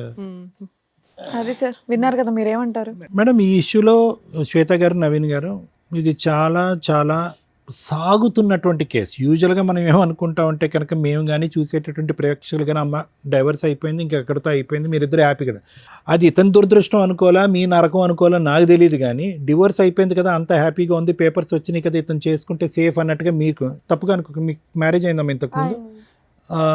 అది అయిపోయి అదంతా క్లోజ్ అయిపోయింది, అదంతా హ్యాపీగానే ఉంది, మీ సైడ్ ఏం ట్రబుల్ లేదు, మీకు అక్కడి నుంచి ఏం చిల్డ్రన్ లేరు మీకు. ఓకే, ఇప్పుడు ఏంటంటే అందరికంటే ఇక్కడ అన్నిటికంటే నాకు చూడవలసింది బాధగా ఎవరికి ఉందంటే మీ గురించి నాకు బాధగా ఉంది శ్వేత గారు. ఆల్మోస్ట్ ఇది 2.5 years బట్టి మీరు సఫర్ అవుతున్నారు కదా, 2 years బట్టి 2 years బట్టి సఫర్ అవుతున్నారు. అంతా క్లోజ్ అయింది కదా హ్యాపీగా ఉందాం, నాకంటూ ఏ రెస్పాన్సిబిలిటీ లేదు, ఇతనితో కొత్త జీవితం ప్రారంభిద్దాం అంటే కనుక డివోర్స్ అయిపోయినటువంటి పెళ్ళం వచ్చి భార్య వచ్చి ఇప్పటికీ కూడా ఇబ్బంది పెట్టేటటువంటి దురదృష్టకరమైన పరిస్థితి చాలా రేర్గా చూస్తాం. నా వరకు అయితే లాయర్ మేడం చాలా చూసుకుంటారు కానీ చాలా రేర్గా చూస్తాం. అయితే ఇదేంటంటే ఇక్కడ తప్పుగా అనుకోకుండా అమ్మ, ఇక్కడ నవీన్ గారిది కూడా తప్పు ఉంది శ్వేత గారు. ఇక్కడ ఏంటంటే కర్ర ఎరగదు పాము చావదు అన్నట్టుగా ఈ దరిద్రంగా ఇంత అంటే ఎంత దరిద్రంగా ఉందంటే ఇది ఒక పక్క నుంచి పిల్లలు నాశనం అయిపోతున్నారు. ఆ అమ్మాయిలు ఇద్దరు కూడా వాళ్ళ మెంటాలిటీ ఏంటి, వాళ్ళ వ్యక్తిత్వాలు ఏంటి, వాళ్ళు చదువుకుంటున్నారా లేదంటే ఆస్తుల గురించి పోరాడుతున్నారా, దండయాత్ర చేస్తున్నారా, నాయనమ్మ ఇంటి మీద దండయాత్ర చేస్తున్నారా, లేదంటే దొరికితే మీ ఇళ్ళ మీద దండయాత్ర చేస్తున్నారా, అక్కడ తల్లి మామయ్యతో చేతులు కలిపి ఈరోజు వాళ్ళ జీవితాలు ఎటుపోతున్నాయి అనేటువంటి గత్తెప్పినటువంటి పరిస్థితిలో వాళ్ళు ఉన్నారు ఈరోజు. ఎందుకు ఈరోజు నవీన్ గారు ఇప్పుడు ఎందుకంటే ఆవిడతో మనం మాట్లాడలేదు, ఆవిడ ఉద్దేశం ఏంటి, ఆవిడ ఎవరితో ఎటువంటి సంబంధం పెట్టుకుంది అనేటటువంటి అంశం ఈరోజు ఇతను చెప్పినటువంటి దాన్ని బట్టి మనం వీ కెనాట్ డిక్లేర్ చేయటం కూడా కాదు. ఆవిడతో మాట్లాడదామని ప్రయత్నం చేసేటప్పటికి ఆవిడ ఫోన్ మాట్లాడటానికి అంగీకరించలేదు. ఇక నవీన్ గారిని ఎందుకు నేను తప్పుపడుతున్నాను అంటే 3 అంశాలు. ఒకటి తాగుడు, ఆవిడకి ఎక్కడో నమ్మకం పోయింది. ఓకే సరే, ఆవిడ వెళ్ళిపోయిన తర్వాత తాగాడా, ముందు ఉన్నప్పుడు తాగాడా అనేటటువంటిది ఒకటి, అది చిన్న అంశం వేశారు. ఇప్పుడు మానేశాను కదా, ఇప్పుడు ఏం తాగట్లేదని మీరు అంటారు, అది పక్కన పెట్టండి. రెండోది ఏంటంటే బాధ్యత. ఆవిడ ఏంటంటే మొదటి నుంచి ఇతను పని చేయాలి, ఇది చేయాలి, అది చేయాలంది. మూడో అంశం ఏంటంటే కనుక ఈ నాంచుడు ధోరణి ఏదైతే ఉందో ఆవిడ నాంచిందా ఇతను నాంచాడు అనేది కాదు. వీళ్ళిద్దరూ 2008 పెళ్ళయిన తర్వాత 2023లోనో 22లోనో డైవర్స్ వచ్చిందండి. 22లో సార్, 22లో డైవర్స్ వచ్చింది. అదో 2 ఇదో 2, అంటే దగ్గర 14 సంవత్సరాల పాటు వీళ్ళు కొట్టుకుంటూనే ఉన్నారు. పెళ్లి చేసుకుని పట్టుమని 1-2 సంవత్సరాలు కూడా హ్యాపీగా లేరు, కొట్టుకుంటూనే ఉన్నారు. ఒకసారి ఆవిడ కాంప్రమైజ్ అయితే ఒకసారి ఇతను కాంప్రమైజ్ అవుతారు. ఏది ప్యారలల్గా ఇతను చెప్పినప్పుడు ఏది ఆవిడకి 2013-14 నుంచి ప్యారలల్గా ఇంకొక వ్యక్తితో సంబంధం ఉంది అనేటటువంటిది తెలిసినట్టు కూడా ఆవిడ ఇతని లెక్క ప్రకారం చెప్పిన లెక్క ప్రకారం అక్కడ ఒక గర్భం దాలుస్తుంది, ఆ గర్భాన్ని తీసేస్తుంది, ఆ ప్రెగ్నెన్సీ ఆవిడ అబార్ట్ చేసుకుంటుంది. ఇతనితో ఒకసారి సంసారం చేస్తుంది, ఆ ప్రెగ్నెన్సీ తీస్తుంది, మళ్ళీ ఇంకో పాపను కంటది.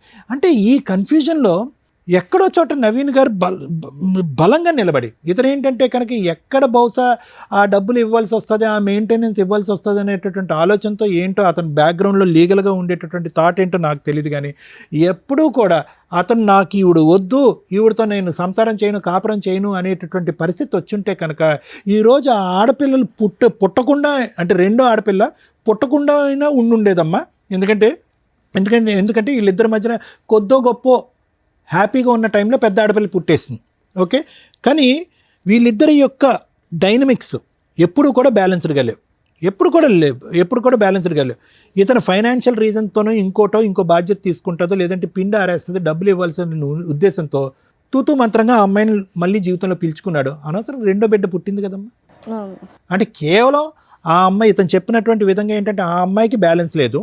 ఒక పక్క నుంచి బయట బాయ్ ఫ్రెండ్, ఇంట్లో హస్బెండ్, ఈ హస్బెండ్ కావాలి, బాయ్ ఫ్రెండ్ కావాలి, అతనితో ఒకసారి ఇతనితో ఒకసారి అనేటటువంటి విధంగా ఇతను చెప్పిన మాటలు బట్టి ఆ అమ్మాయితో మనం మాట్లాడలేం.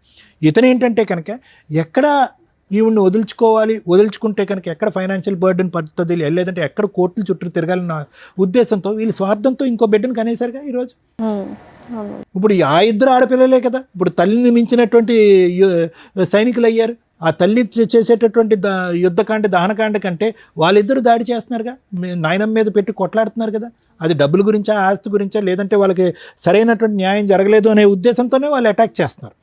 ఈరోజు వాట్ ఎవర్ ద డైవర్స్ ఏదైతే ఉందో, ఎక్స్పార్టీ డైవర్స్ వచ్చిందో అందులో ఉండేటటువంటి కండిషన్తో మేమిద్దరం భార్యాభర్తలుగా విడిపోయామనే కానీ ఇతని పిల్లలకి ఎటువంటి న్యాయం చేయట్లేదు అనేటటువంటి ఉద్దేశంతో ఆ తల్లి వాళ్ళని ఉసుగొలుపుతుంది. వాళ్ళు న్యాయపరమైనటువంటి విధంగానే ముందుకు వస్తున్నారు. మాకేంటి మీకేంటి, మాకేంటి, మా పోషణ ఏంటి, మా ఆలోచన ఏంటి, మా భవిష్యత్తు ఏంటి, మా పెళ్ళిళ్ళు ఏంటి అనేటటువంటి ఆ విషయం గురించి లెక్క తేల్చుకోవాలి కానీ నవీన్ గారు. అవునండి. ఇక్కడ ఏంటి ఆవిడ వచ్చి ఇక్కడ ఏంటి నాకు నువ్వు భర్తగా కావాలి, డైవర్స్ మాట పక్కన పెట్టు, నేనే నీతో కాపురం చేస్తాను, నువ్వు సెకండ్ భారీగా నువ్వెవరు అనే మాట ఆవిడ అనట్లే. ఇప్పుడు వచ్చేటటువంటి అంశం మనకు తెలియనటువంటి సీక్రెట్ ఏదన్నా ఉంది అంటే కనుక ఆ పిల్లల భవిష్యత్తు దృష్ట్యా ఏం న్యాయం చేశారు అలాంటప్పుడు పిల్లల్నే కనకూడదు. అది ఇక్కడ వచ్చేటటువంటి లైవ్లో ఉండేటటువంటి గొడవ. అది ఈ మధ్యలో ఏమవుతుందంటే ఓకే ఇవన్నీ లీగల్ పరమైనటువంటి అంశాలు, నాకు ఉన్నటువంటి పరిజ్ఞానం ఆ మాత్రమే, ఆ అంశం నేను పక్కన పెడతాను. కానీ ఇక్కడ తేల్చుకోవాల్సిన ప్రేక్షకులకు ప్రత్యేకంగా చెప్పేటటువంటిది అంశం ఏంటంటే భార్యాభర్తల మధ్యన మీ ఇద్దరి మధ్యన ఏమైనా డిఫరెన్సెస్ ఉంటే ఐదర్ మీడియేషన్ కానీ లేదంటే కౌన్సిలింగ్ ద్వారా కలిసే అన్నటువంటి ప్రయత్నం చేయండి, లేదంటే లీగల్ పరమైనటువంటి స్టెప్స్ తీసుకుని విడిపోవటానికన్నా ప్రయత్నం చేయండి. ఏదైనా కూడా త్వరగా జరగాలి. ఆ న్యాయం కలిసి ఉండేటటువంటి న్యాయం అయినా త్వరగా జరగాలి, లేదంటే విడిపోయేటటువంటి న్యాయం అయినా జరగాలి. ఎందుకంటే ఇందులో ప్రత్యేకంగా ఈ యుద్ధంలో పిల్లలు పావులు అవుతారు, ఫైనల్గా పిచ్చి వాళ్ళు అవుతారు. ఇప్పుడు చూడండి ఆ పిల్లలు పెద్ద అమ్మాయి ఖచ్చితంగా నేను చెప్తున్నాను ఆ అమ్మాయి మానసికపరమైనటువంటి స్టెబిలిటీ మీద ఒక క్వశ్చన్ మార్క్ ఉంది, చదువు సంధ్యల మీద ఎటువంటి దృష్టి పడుతుంది అనేటటువంటి అంశం మీద ఒక క్వశ్చన్ మార్క్ ఉంది, వ్యక్తిత్వం ఏం మారిపోతుంది అనేటటువంటి దాని మీద క్వశ్చన్ మార్క్ అవుతుంది. ఎందుకంటే ఉదయం లేచిన దగ్గర నుంచి సాయంత్రం వాళ్ళకి ఫుల్ టైం ఎజెండా ఏదన్నా ఉంది అంటే తండ్రి ఎక్కడ ఉన్నాడు, ఆ అమ్మాయి పెళ్లి చేసుకున్న శ్వేత ఎక్కడుంది, వాళ్ళిద్దరు దొరుకుతారా, లేదంటే వాళ్ళు దొరకనప్పుడు ఆ ఇంటి మీద దాడి చేద్దాం. మాకేం రావాల్సినటువంటిది కరెక్టే, వాళ్ళు ఫైట్ చేసేటటువంటిది బహుశా వాళ్ళ ఆడపిల్లలు ఫైట్ చేసేటటువంటి దాంట్లో న్యాయం ఉందండి. ఎందుకంటే మీరిద్దరు సుఖ సంతోషాలని సింపుల్గా డైవర్స్ వచ్చేసింది, మీరిద్దరు హ్యాపీగా ఉన్నారు, రేపో మాపో మీకు ఒక పిల్లో పుడుతుంది, మా పరిస్థితి ఏంటి అనేటటువంటి అభద్రత గురించి మాట్లాడుతున్నారు ఆ పిల్లలు.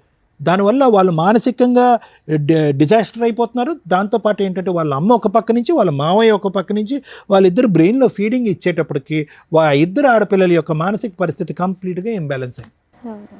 సో నా వరకు ఏంటంటే ఎవరైనా కూడా దయచేసి పిల్లల మీద ఇటువంటి ప్రభావం పడేంత వరకే యాజ్ ఇట్ ఈస్ టీనేజ్లో ఉండేటటువంటి ఆడపిల్లలైనా అబ్బాయిలైనా వాళ్ళ యొక్క ఎడ్రినర్జిక్ రెస్పాన్స్ వల్ల వాళ్ళు కొద్దిగా హైపర్గానే ఉంటారు, అడ్వెంచరస్గానే ఉంటారు, ఛాలెంజింగ్గానే ఉంటారు, స్టబర్న్గా ఉంటారు, మొండిగా. ఇవన్నీ కూడా హార్మోన్ పరమైనటువంటి మార్పు.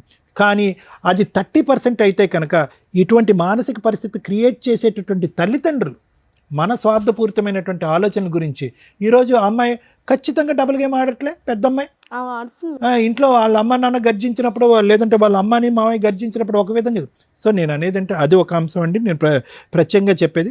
రెండోది ఏంటంటే ఇప్పటికీ కూడా నాకు తెలిసినటువంటి కొద్దిపాటి పరిజ్ఞానంతో నవీన్ గారు ఈరోజు ఖచ్చితంగా మీరు అనుకుంటే కనుక ఇది ఈజీగా తేల్చుకోవచ్చు, ఇది పెద్ద కష్టం కాదు.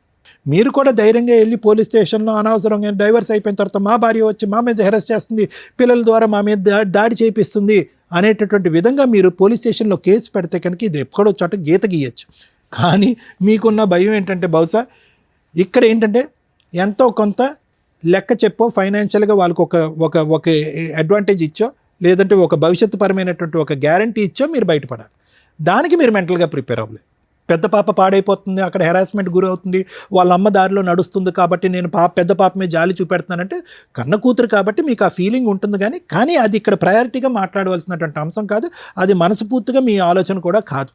ఎక్కడ పిల్లలకి లెక్క చెప్పాలో, ఏ విధంగా వాళ్ళ భవిష్యత్తును నిలబెట్టాలో, ఏ విధంగా బాధ్యత తీసుకోవాలో, ఏ విధంగా పెళ్ళిళ్ళు చేయాలో, ఏ విధంగా వాళ్ళిద్దరికి ఒక ఫైనాన్షియల్ స్టెబిలిటీ ఇవ్వాలో అనేటటువంటి ఈ ఎజెండాను చూసి బహుశా మీరు భయపడుతూ ఆ హెరాస్మెంట్కి ఒక పక్క నుంచి మీరు దాసోహం అంటున్నారే కానీ ఆ బ్యాలెన్స్ ఆ లెక్క అనేటటువంటిది తేల్చుకోవటానికి మీరు ఇష్టపడండి. మీరు ఎప్పుడైతే కనుక ఆ లెక్క అనేటటువంటి తేల్చుకుంటారో ఈ కాన్స్టెంట్గా మీ భార్య దగ్గర నుంచి కానీ మీ కూతురుల దగ్గర నుంచి కానీ మీకు కానీ మీ అమ్మగారి మీద కానీ జరిగేటటువంటి హెరాస్మెంట్కి ఫుల్ స్టాప్ చెప్పలేరు అనేటటువంటిది నా అభిప్రాయం.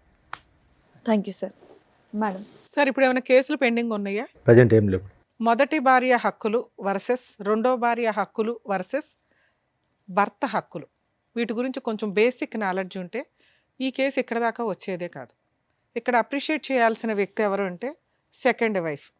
ఎందుకు అంటే ఒక వ్యక్తిని నమ్మి ఆల్రెడీ ఫస్ట్ ఏదో డైవర్స్ అవుతాయి, సెకండ్ వ్యక్తిని నమ్మినప్పుడు ఏం చూసింది అంటే డైవర్స్ పేపర్ చూసింది.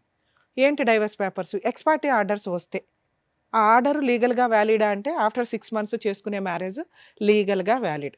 ఇప్పుడు వాళ్ళ ఫస్ట్ వైఫ్ ఛాలెంజ్ చేసి అపీల్ కోర్టులో హైకోర్టులో ప్రొసీడ్ అయితే మీరు చాలా న్యూస్ల్లో చూస్తూ ఉంటారు డైవర్స్ కేసు పెండింగ్ ఉండగా మ్యారేజ్ వ్యాలిడ్ అని. సగం ఇన్ఫర్మేషనే మీకు తెలుసు. ఇలాంటిది వ్యాలిడ్. ఎలాంటిది? అతను ఎక్స్‌పార్టీ ఆర్డర్సో ఏదో తెచ్చుకున్నాక 6 మంత్స్ దాటిపోయినాక వాళ్ళు డైవర్స్ కేసు హైకోర్ట్‌లో అప్పీల్‌కి వేసుకున్నప్పుడు, ఈ మ్యారేజ్ డిలే లేతే లోయర్ కోర్ట్‌లోనే రీఓపెన్ చేసినప్పుడు డిలే అయిపోయింది. లిమిటేషన్ అయిపోయింది. లిమిటేషన్ తర్వాత చేసుకునే మ్యారేజ్ లీగల్‌గా వ్యాలిడ్. సో, ఆ డైవర్స్ కేస్ కంటిన్యూ అవుతూనే ఉంటది. ఫైనల్‌గా జడ్జ్ గారు అట్లాంటి కేసుల్లో కొంత కాంపెన్సేషన్ ఆర్డర్ చేస్తారే తప్ప, ఈ సెకండ్ మ్యారేజ్ వ్యాలిడ్ కాదు అని అనరు. సో, ఎవరన్నా జెంట్స్ గాని, లేడీస్ గాని మీకు ఎక్స్-పార్టీ ఆర్డర్స్, డైవర్స్ కాపీస్ కనుక చూపిస్తే 6 మంత్స్ కంప్లీట్ అయిందా లేదా చూసుకొని ఆఫ్టర్ 6 మంత్స్ మ్యారేజ్ చేసుకోండి. అది లీగల్‌గా వ్యాలిడ్. ఫస్ట్ వైఫ్ కానీ, ఫస్ట్ హస్బెండ్ గానీ ఫైటింగ్ చేస్తున్నా కూడా మీకు ప్రాబ్లమ్ లేదు. అవి ఫర్దర్‌గా నడుస్తూ ఉంటాయి. కానీ యూజ్ ఏముంది? ఇప్పుడు ఈ సెకండ్ వైఫ్ హరాస్మెంట్ పడుతున్నట్టు లెక్క. ఆ అమ్మాయికి వేరే ఆప్షన్ లేదు. ఇక్కడ భర్త మంచోడా? చెడ్డోడా? భర్తతో హ్యాపీనెస్ ఏముంది? ఈ మంచి చెడుల గురించి ఆలోచించడం కంటే భర్త ఉంటాడా? ఊడతాడా? అనే కన్‌ఫ్యూజన్‌లోకెళ్ళిపోతుంది. ఎందుకంటే భర్త హ్యాపీగా లేడు. ఫైనాన్షియల్‌గా సంపాదించడం మీద కాన్సంట్రేషన్ లేదు. సెకండ్ వైఫ్‌ని బాగా చూసుకునే విధం మీద కాన్సంట్రేషన్ లేదు. నా పిల్లలు, నా ఫస్ట్ వైఫ్, మా అమ్మని తంతున్నారు, మా ఇంట్లో వాళ్ళని స్టిల్ 15 ఏళ్ల నుంచి 20 ఏళ్ల నుంచి ఏ నస జరిగిందో అది సెకండ్ మ్యారేజ్ తర్వాత కూడా కంటిన్యూ అవుతుంది. ఒకవేళ ఎవరైనా అమ్మాయి గాని అబ్బాయిలకి పెద్ద ప్రాబ్లమ్ ఉండదులెండి. ఎందుకంటే అమ్మాయిలు అన్నీ కట్ చేసుకునే వస్తారు ప్రాపర్‌గా. అబ్బాయిల్ని ఎవరన్నా చేసుకుంటుంటే ఈవిడలాగా సఫర్ అవ్వకండి. ఫస్ట్ వైఫ్ తోటి లీగల్‌గా మిగతా లిటిగేషన్స్ అన్నీ క్లియర్ అవుతున్నాయా లేదా? ఇన్ కేస్ అవ్వకపోతే మీరు బాండ్ పేపర్సో, సేఫ్టీగా ఏదైనా ప్రాపర్టీసో రాయించుకోండి. మళ్ళీ మీ వైఫో, మీ పిల్లలో వస్తే పేగుబంధం ఎట్లాగో ఇప్పుడు ఈయనలాగా బాధపడుతూ ఉంటారు. ఆ నస మేము పడుతూ ఉండలేం కదా! మమ్మల్ని ఎందుకు విలన్‌గా చూపించటం. మీ అవసరం వాళ్ళకుంది, ఆళ్ళ అవసరం మీకుంది. సో, కాబట్టి మీకేం తక్కువైనట్టు కాదు. సెకండ్ వైఫ్ వచ్చినాక ఆ పిల్లలు రావడం, రాకపోవడం అనేది మీరు ముందుగా మాట్లాడుకుంటే ఈవిడ పడే మానసిక క్షోభ బయటికి చెప్పకుండా. పాపం ఆవిడ ఒక్క మాట మాట్లాడట్ల. అలాంటి క్షోభ పడకుండా ఉంటారు. సేఫ్ సైడ్‌లో ఉండండి. ఎక్స్ పార్టీ ఆర్డర్స్ తీసుకునేటప్పుడే ఇలాంటి వ్యక్తితోటి 6 మంత్స్ తర్వాత మ్యారేజ్ చేసుకుంటూ ఫస్ట్ వైఫ్‌తో ఫుల్ అండ్ ఫైనల్ సెటిల్మెంట్ అవ్వకపోతే నువ్వేంటి, నీ పిల్లలేంటి, మీ ఆస్తులేంటి, నాకేంటి. ఇది రాసుకొని ఒకవేళ మీ నసేదన్నా ఉంటే బయట చూసుకొని గుమ్మం లోపలికి తీసుకురావద్దు. నన్ను ఇన్వాల్వ్ చేయొద్దు. అలా సేఫ్‌గా చూసుకోగలిగితే చేసుకో, లేకపోతే ఇంకో సంబంధం చూసుకోవడం బెటర్ అండి అని క్లియర్‌గా మాట్లాడుకోండి. ఏదో అంటారు చూడు, ముందే మాట్లాడుకోవడం వల్ల 90% ప్రాబ్లమ్స్ క్లియర్ అవుతాయి. శ్వేత గారు విన్నారా?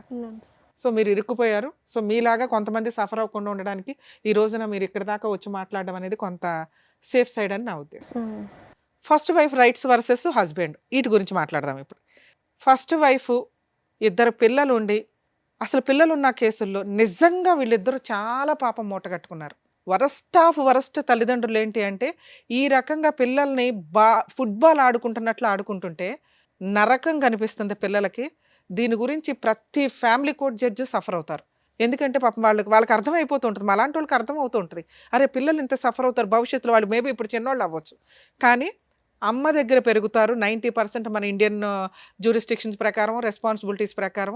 ఎందుకంటే మదర్స్ సరిగ్గా చూడరని. అలాగే తండ్రి తనను తానే చూసుకోలేక ఇంకో పెళ్లి చేసుకుంటాడు. ఇంక పిల్లల్ని ఏం చూసుకుంటాడు? 99% అలాగే ఉంటారన్న ఉద్దేశం. మెజారిటీకి ఎప్పుడు ఇంపార్టెన్సీ ఉంటది కాబట్టి తండ్రికి కస్టడీ అనేది ఇవ్వరు చాలా సందర్భాల్లో. ఆ కస్టడీ తీసుకుంటే ముందు అబ్బాయిని కాపాడుకోలేం. ఎందుకంటే అది కన్‌ఫ్యూజింగ్ లైఫ్ స్టైల్ అవుతది. ఉంటే ఎవరో ఒకళ్ళ దగ్గర వేరే కంట్రీలో లాగా మనం పులిహార పంచుకున్నట్టు పంచుకోవడం, నీ పిల్లలు, నా పిల్లలు కలిపి మన పిల్లలతో ఆడుకుంటారనే పంచాయతీ ఉండదు. సో, తల్లికే ఇస్తారు ఎక్కువగా. ఇక తను వేరే మ్యారేజ్ చేసుకుంటదా? చేసుకోదా? ఇక వాళ్ళ లైఫ్ స్టైల్ అది వేరు. ఇలాంటి కేసులో పిల్లలు తల్లి కొడుతుంటే, తిడుతుంటే, క్యారెక్టర్ గురించి ఎక్స్‌ప్లెయిన్ చేస్తుంటే తండ్రి దగ్గరికి పారిపోతూ ఉంటారు. వీళ్ళ ఫస్ట్ అమ్మాయి ఒక ఎగ్జాంపుల్. అలాగే తండ్రి ఏదన్నా చెప్తూ ఉంటే తల్లి దగ్గరికి పారిపోతారు. Perfect drama. అమ్మాయిని అనటానికే లేదు. ఆ పాపం అమ్మాయి మెంటాలిటీని ఎవరు అలా క్రియేట్ చేసింది? తల్లిదండ్రులు. నిజంగా ఇలాంటి తల్లిదండ్రులకి పాపం తగిలిద్ది. ఉంటే మీ దగ్గర పెట్టుకోండి. మీ ఎదవ డ్రామాలకి, మీ ఆస్తి పంపకాలకి, మీ మెయింటెనెన్స్‌ల కోసం పిల్లల్ని బలిపశువులను చేయొద్దు. తల్లి నువ్వు పోరాడు. ఫస్ట్ వైఫ్ ఎవరైతే తల్లి ఉంటదో ఆస్తులు కావాలనుకుంటే నువ్వు ఒక్కదానివే పోరాడు. పిల్లల్ని నానమ్మల దగ్గరకో, తండ్రుల దగ్గరకో పంపించొద్దు. పూర్తిగా మీరే ఉంచుకుందాం అనుకుంటే. లేదా అమ్మ 5 రోజులు ఇక్కడుండు. Saturday, సండేలు daddy దగ్గరికెళ్ళు. పండగలప్పుడు వెళ్ళు. ఇంతే తప్ప మీ పర్సనల్ విషయాల గురించి పిల్లలతోటి ఎద్దవ డ్రామాలు వేయొద్దు. పిల్లలు మీ దగ్గర కావాలనుకున్నప్పుడు ఫీజు కట్టుకోవాలా. ఆయన ఎందుకు కడతాడు? అంత రెస్పాన్సిబిలిటీ లేకపోతే పిల్లల్ని వదిలేసేయండి. పూర్తి కస్టడీ అతనికి ఇచ్చేయండి. ఇది లేకుండా డ్రామాలు ఆడకండి. ఇక ఈ కేసులో worst of worst husband, worst of worst father అని నా ఉద్దేశం. ఎందుకు మేడం అంత దారుణంగా మాట్లాడారు? పాపం అతను మంచిగానే ఉన్నాడుగా. బయటికే మంచి. అతని మెంటాలిటీ కరెక్ట్ కాదు. ఇలా ఉన్న వాళ్ళకి ఈ నస జీవితకాలం కంటిన్యూ అవుతది. ఎందుకు అంటే ఆయన ఎక్కడా కూడా ఒక ప్రాబ్లంకి పుని స్టాప్ పెట్టట్లా. వరస్ట్ కొడుకు కూడా ఇంకా దారుణం ఏంటంటే ఎందుకు ఇప్పుడు ఆయనతోటే మాట్లాడి తెలుసుకుందాం. మీలాంటి వాళ్ళని ఈ మధ్య కోర్టుల్లో చూస్తున్నాం. భార్యకి మెయింటెనెన్స్ కట్టొద్దు. నేను ఆ విషయానికి 100% సపోర్ట్ చేస్తాను. ఎందుకంటే మీ ఇద్దరు గట్టిగా 10 రోజులు కాపురాలు చేస్తారు, బయటికి వెళ్ళిపోయి మెయింటెనెన్స్లని జెంట్స్ని జలగల్లాగా పీక్కు తింటున్న మహిళలు బోలెమంది ఉన్నారు. వాళ్ళు నా దృష్టిలో నేను చాలా ఇబ్బందిగా అనుకుంటాను. ఆ మాట అనటం బాగుండదు. కానీ జాబులు చేసుకోవాలా, ఇండివిజువల్గా బతకాలా, కుదిరితే ఫుల్ అండ్ ఫైనల్ సెటిల్మెంట్ చేసుకోవాలా, లేదా భర్తతో కలిసి సర్దుకుపోవాలా. భర్త ఎందుకు పోషించాలి? నువ్వు కూడా పోషించవచ్చు. చదువుకుంటున్నావు, జాబులు చేస్తున్నావు, కుటుంబాన్ని లేడీస్ కూడా పోషించవచ్చు అనేది నా ఉద్దేశం. ఎప్పుడు మంచి భర్త అయితే. మీరు ఎక్కడ మంచి భర్త? ఏమయ్యా నీ శాలరీ ఎంత అంటే, మేడం మా ఆవిడకి అక్రమ సంబంధం ఉంది అందుకే సరిగ్గా చేయలే. సరే అక్రమ సంబంధం వదిలేయచ్చు కదండి, బాబు పిల్లలు ఉన్నారు కావాలి. ఎప్పుడైతే అక్రమ సంబంధం ఉంది అన్నావో ఆవిడొద్దు మనకి. ఎందుకంటే అలాంటి క్యారెక్టర్లెస్ అనే అమ్మాయిని ఇంట్లోకి తెచ్చి నువ్వు ఏ రకంగా పడుకుంటావు, ఏ రకంగా ఇంకో పిల్లని కంటావు? నీ క్యారెక్టరే లేదు కదా. అంటే మీకు అవసరం కేసులు వేస్తే కోర్టుల చుట్టూ తిరగాల, ఏదో రకంగా అబద్ధం చెప్పి ఇంట్లోకి తెచ్చుకొని 4 రోజులు వాడేసుకొని మళ్ళీ కేసులన్నీ క్లోజ్ చేసుకుని మళ్ళీ పోట్లాడుకుందాం ఫ్రెష్గా. 2, భార్యకి మెయింటెనెన్స్ ఇవ్వకపోతే అది మీ హక్కు, నేనేం మాట్లాడను. మీకు పుట్టిన పిల్లలకి మీరు మెయింటెనెన్స్ ఇవ్వకుండా బాబ్బా జైలుకి వెళ్ళి వచ్చేసారు. ఎందుకు వదిలేయాలి మిమ్మల్ని? వాళ్ళు చేస్తున్నది 100% కరెక్ట్. మీ ఫస్ట్ వైఫ్ చేస్తున్నది 100% కరెక్ట్, వాళ్ళ బ్రదర్ చేస్తున్నది 100% కరెక్ట్. అప్పనంగా ఒక అమ్మాయిని పెళ్లి చేసుకొని ఆవిడ క్యారెక్టర్ అసాసినేషన్ చేసేసి మళ్ళీ దానికి ఒక ఎవిడెన్స్గా కూతుర్ని పెట్టుకొని ఇక ఈరోజు కూతురు పరువు కూడా తీసేశారు. ఇక్కడికి వచ్చి వాళ్ళకి ₹1 ఇవ్వకుండా, మేడం బాగా నస్తుందండి, మమ్మల్ని చంపేస్తున్నారు, మా అమ్మని మీరు మీలాంటి కొడుకు ఉండడం వల్ల మీ అమ్మ తన్నులుతుంది. మనవరాల చేతుల్లోనూ, కోడల చేతుల్లోనూ, వాళ్ళ బ్రదర్ చేతుల్లోనూ పోలీస్ స్టేషన్లకు తిరుగుతున్నారు, నర్రకం పడుతున్నారు. వీటన్నిటికీ రీజన్ ఏంటో తెలుసా? మీ బిహేవియర్. మీరు ఒక ఇంటర్ చదివో బయటకు వచ్చిన పిల్లలు కూడా ఈ రోజున 15,000 అన్న మాట నేను వినట్ల. కనీసం 20-25కి వచ్చేసరికి వాళ్ళు ఆటోమేటిక్గా 30లు 40లు సంపాదిస్తున్న సొసైటీలో మనం ఉన్నాం. మీరు స్టిల్ ఇప్పటికీ 15,000 అని చెప్తున్నారు తెలుసా? 18 మేడం. 18 చూసారా? 3,000 మీకు చాలా. ఆఫ్టర్ ఆల్ సార్ ఈరోజు మనం ఒక చోట నుంచి ఇంకో చోటకి వెళ్తే 3,000 ఈజీగా అయిపోతాయి. అలాంటి 18,000 మీరు ఎన్ని రోజుల నుంచి సంపాదిస్తున్నారో నాకు అర్థం కాల. ఈవిడికి చెప్పడానికి ఏదో జాబ్ చేసి ఉంటారు, అదే కంటిన్యూ. కానీ ఇక్కడ మీరు కరెక్ట్గా లేరు కదా. అది క్లియర్ చేసుకోవాలి ఫస్ట్. ఓకే, నన్ను ఎవరో ఒకరికి న్యాయం చేయండి. మిమ్మల్ని నమ్ముకుని ఒక అమ్మాయి వచ్చింది, ఈవిడే మీ లైఫ్. ఇంకా పిల్ల, రెండో పిల్ల, ఫస్ట్ భార్య ఇవి కాదు. ఈవిడికి ఫస్ట్ అమ్మాయికి నేను న్యాయం చేయాలా, రమ్య గారు చెప్తున్నారు. పిల్లలకి న్యాయం చేయాలా, రమ్య గారు చెప్తున్నారు. కన్న తల్లికి న్యాయం చేయాలా, రమ్య గారు చెప్తున్నారు. నన్ను నమ్ముకొని ఇంకో అమ్మాయి వచ్చింది, ఆవిడకన్నా న్యాయం చేద్దాం, ఇక్కడ నుంచి కొత్త లైఫ్ స్టార్ట్ చేద్దాం అని అనుకుంటే ఇంకోసారి ఇట్లాంటి స్టేజ్ మీద కూర్చోకండి. ఏం చేయాలి మరి? ఈ అమ్మాయిని కాపాడాలంటే వాళ్ళకి న్యాయం చేయాలి. ఈ అమ్మాయికి న్యాయం చేయాలంటే ఏం చేయాలి? వాళ్ళకి న్యాయం చేయాలి. మీ అమ్మకి న్యాయం చేయాలంటే ఏం చేయాలి? వాళ్ళకి న్యాయం చేయాలి. ఏమి న్యాయం చేయాలా? ఉన్నది ఒక 6 లక్షలు ఇల్లు, అది మీ అమ్మగారిది. ఉన్నది ఒక 1/2 ఎకరం, అది 3 వాటాలు. అంటే మీ దగ్గర ఏమీ లేవు పంపకాలు చేయడానికి. మీ అమ్మగారి తదనంతరం మిగిలేదు కూడా 1 లక్షే. ఆ ఇల్లు మీ ముగ్గురు పంచుకుంటే. అర్థమవుతుందా? ఎక్కడో 1 లక్ష, అక్కడో 2 లక్షలు, 3 లక్షలు మీ దగ్గర ఉన్న పంచాయతీ. ఆ అమ్మాయికి ఫుల్ అండ్ ఫైనల్ సెటిల్మెంట్ అవ్వకపోతే భూమి బద్దలైనా మీకు ఈ ప్రాబ్లం సాల్వ్ అవ్వదు. పోనీ మీరు అక్కడెక్కడన్నా దాన్ని పుని స్టాప్ పెడుతున్నారా? పెట్టట్లా. ఏ పెద్ద మనుషులు సార్ డైవర్స్ వచ్చిన తర్వాత అమ్మా నువ్వు వెళ్ళి కలుసుండు అనేది ఎందుకన్నారో తెలుసా? ఆ పెద్ద మనుషులు ఆ అమ్మాయికి పిల్లలకి న్యాయం చేయడం కోసం. పిల్లలు ఉన్నారు కాబట్టి మీరు కలిసి ఉండండి అల్లా. పిల్లల్ని రోడ్డు మీద వేసేవరా నువ్వు? ఆ పిల్లలు ఉండడానికి షెల్టర్ కావాలని మీ ఇంట్లోకి పంపించారు అంతే తప్ప వాళ్ళు మీకు అన్యాయం చేయలేదు, ఆ అమ్మాయికి ఏమీ న్యాయం చేయలే. కానీ లీగాలిటీ ఒకటి ఉందిగా. వన్స్ డైవర్స్ వచ్చినాక ఫోర్స్ఫుల్గా మీ అమ్మగారి ఇంట్లోకి అంటే అత్తగారి ఇంట్లోకి ఫోర్స్ఫుల్గా వెళ్ళే రైట్స్ ఏ కోడలికి ఉండవు తల్లి. ఈయన మీద ప్రాపర్గా కేసులు వేసుకొని ఉంటే సరిపోయేది. ఎంత తెలివితేటలంటే వరస్ట్ ఫాదర్ అని నేను ఎందుకు అన్నానంటే, పిల్లలకి ఇవ్వాల్సిన 2 లక్షలు మీరు అరేంజ్ చేసుకోకుండా 1 మంత్ జైలుకి వెళ్ళారండి. సరే ఆ అమ్మాయికి ఇవ్వాల్సింది ఇవ్వద్దు, పిల్లలకు ఒక 50,000 సర్దుకోవాలిగా.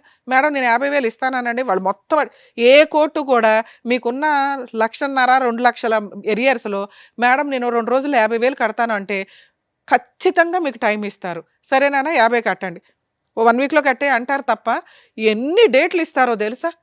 ఎందుకంటే ఆ అమ్మాయికి పిల్లలకి న్యాయం చేయాలి. ఎందుకంటే ఎవరో అని అర్థమైపోద్ది వాళ్ళకి.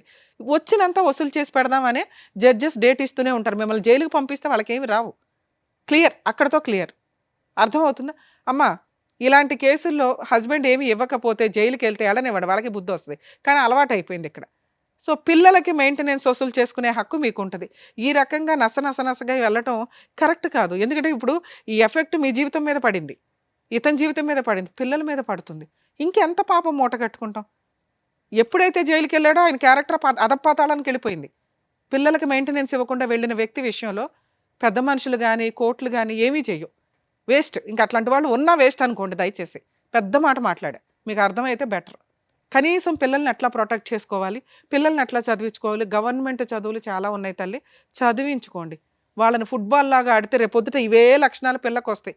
మీలాంటివి తల్లుల దగ్గర పెరిగితే వాళ్ళు ఏం సొసైటీలో ఎలా తండ్రి అంటే ఏంటి, భర్త అంటే ఏంటి, కుటుంబం అంటే ఏంటి తెలియదు. క్రూయల్గా మారిపోతూ ఉంటారు. వాళ్ళకి వాళ్ళు ఏదో చేసుకుంటూ ఉంటారు, సర్వనాశనం అయిపోవాలి డబ్బు కోసం, అంతే. క్యారెక్టర్లే పోతాయి తల్లి, అర్థం చేసుకోండి. మీ పిల్లల కోసం మేము బాధపడుతున్నాం ఇక్కడ. మీ వైఫ్ ఎవరన్నా విని ఉంటే కనుక, ఫస్ట్ వైఫ్, తల్లి రిక్వెస్ట్ చేస్తున్నాను, ఇక వదిలేయండి ఆయన్ని. జస్ట్ కోర్టులో మెయింటెనెన్స్ కేసు ఒకటి వేసుకోండి. మీరు ఎలాగో ఇంకో పెళ్లి చేసుకోరు, ఆయన మెయింటెనెన్స్ కట్టకుండా అప్పుడప్పుడు జైలుకి వెళ్తూనే ఉంటాడు, వెళ్ళనివ్వండి చాలు. పిల్లల ఫీజులు మీరే కట్టుకోండి, ఎందుకంటే ఆయన కట్టడు. మేము ఈరోజు కట్టమని చెప్పినా కూడా ఆయనకు అర్థం కాదు, ఇక్కడ నుంచి సర్దుకొని వెళ్తాడే తప్ప. అంత పర్ఫెక్ట్ వ్యక్తిత్వం. సార్ మీ విషయానికి వస్తే, మమ్మల్ని నమ్ముకొని వచ్చారు కదా, మీకు కాస్త లా అండ్ ఆర్డర్ ఉంటుందిగా, న్యాయం చెప్పాలి, చెప్తాం. మీ అమ్మగారిని ప్రొటెక్ట్ చేసే రైట్స్ మీకు చాలా ఉన్నాయి. మీరు ఎక్కడా కూడా ప్రాపర్ వేలో వెళ్ళట్ల. రూపాయి వదలకూడదు, అందరూ వెళ్ళిపోవాలా, డ్రామాలు ఆడేయాలి. ఇది కరెక్ట్ కాదు. మీరు మారండి ఇప్పటికైనా. ఇక చిన్న వయసులో ఉన్నారు, ఇంకా బోల్డంత లైఫ్ ఉంది, ఒక మంచి అమ్మాయి దొరికింది మీకు. మీరు ఇక్కడ బ్రెయిన్లో ప్యూర్గా అవ్వకపోతే ఇది ఇలాగే కంటిన్యూ అవుతుంటుంది. ఈవిడ ఎంతకాలం భరిస్తారో ఒకసారి ఆలోచించుకోండి.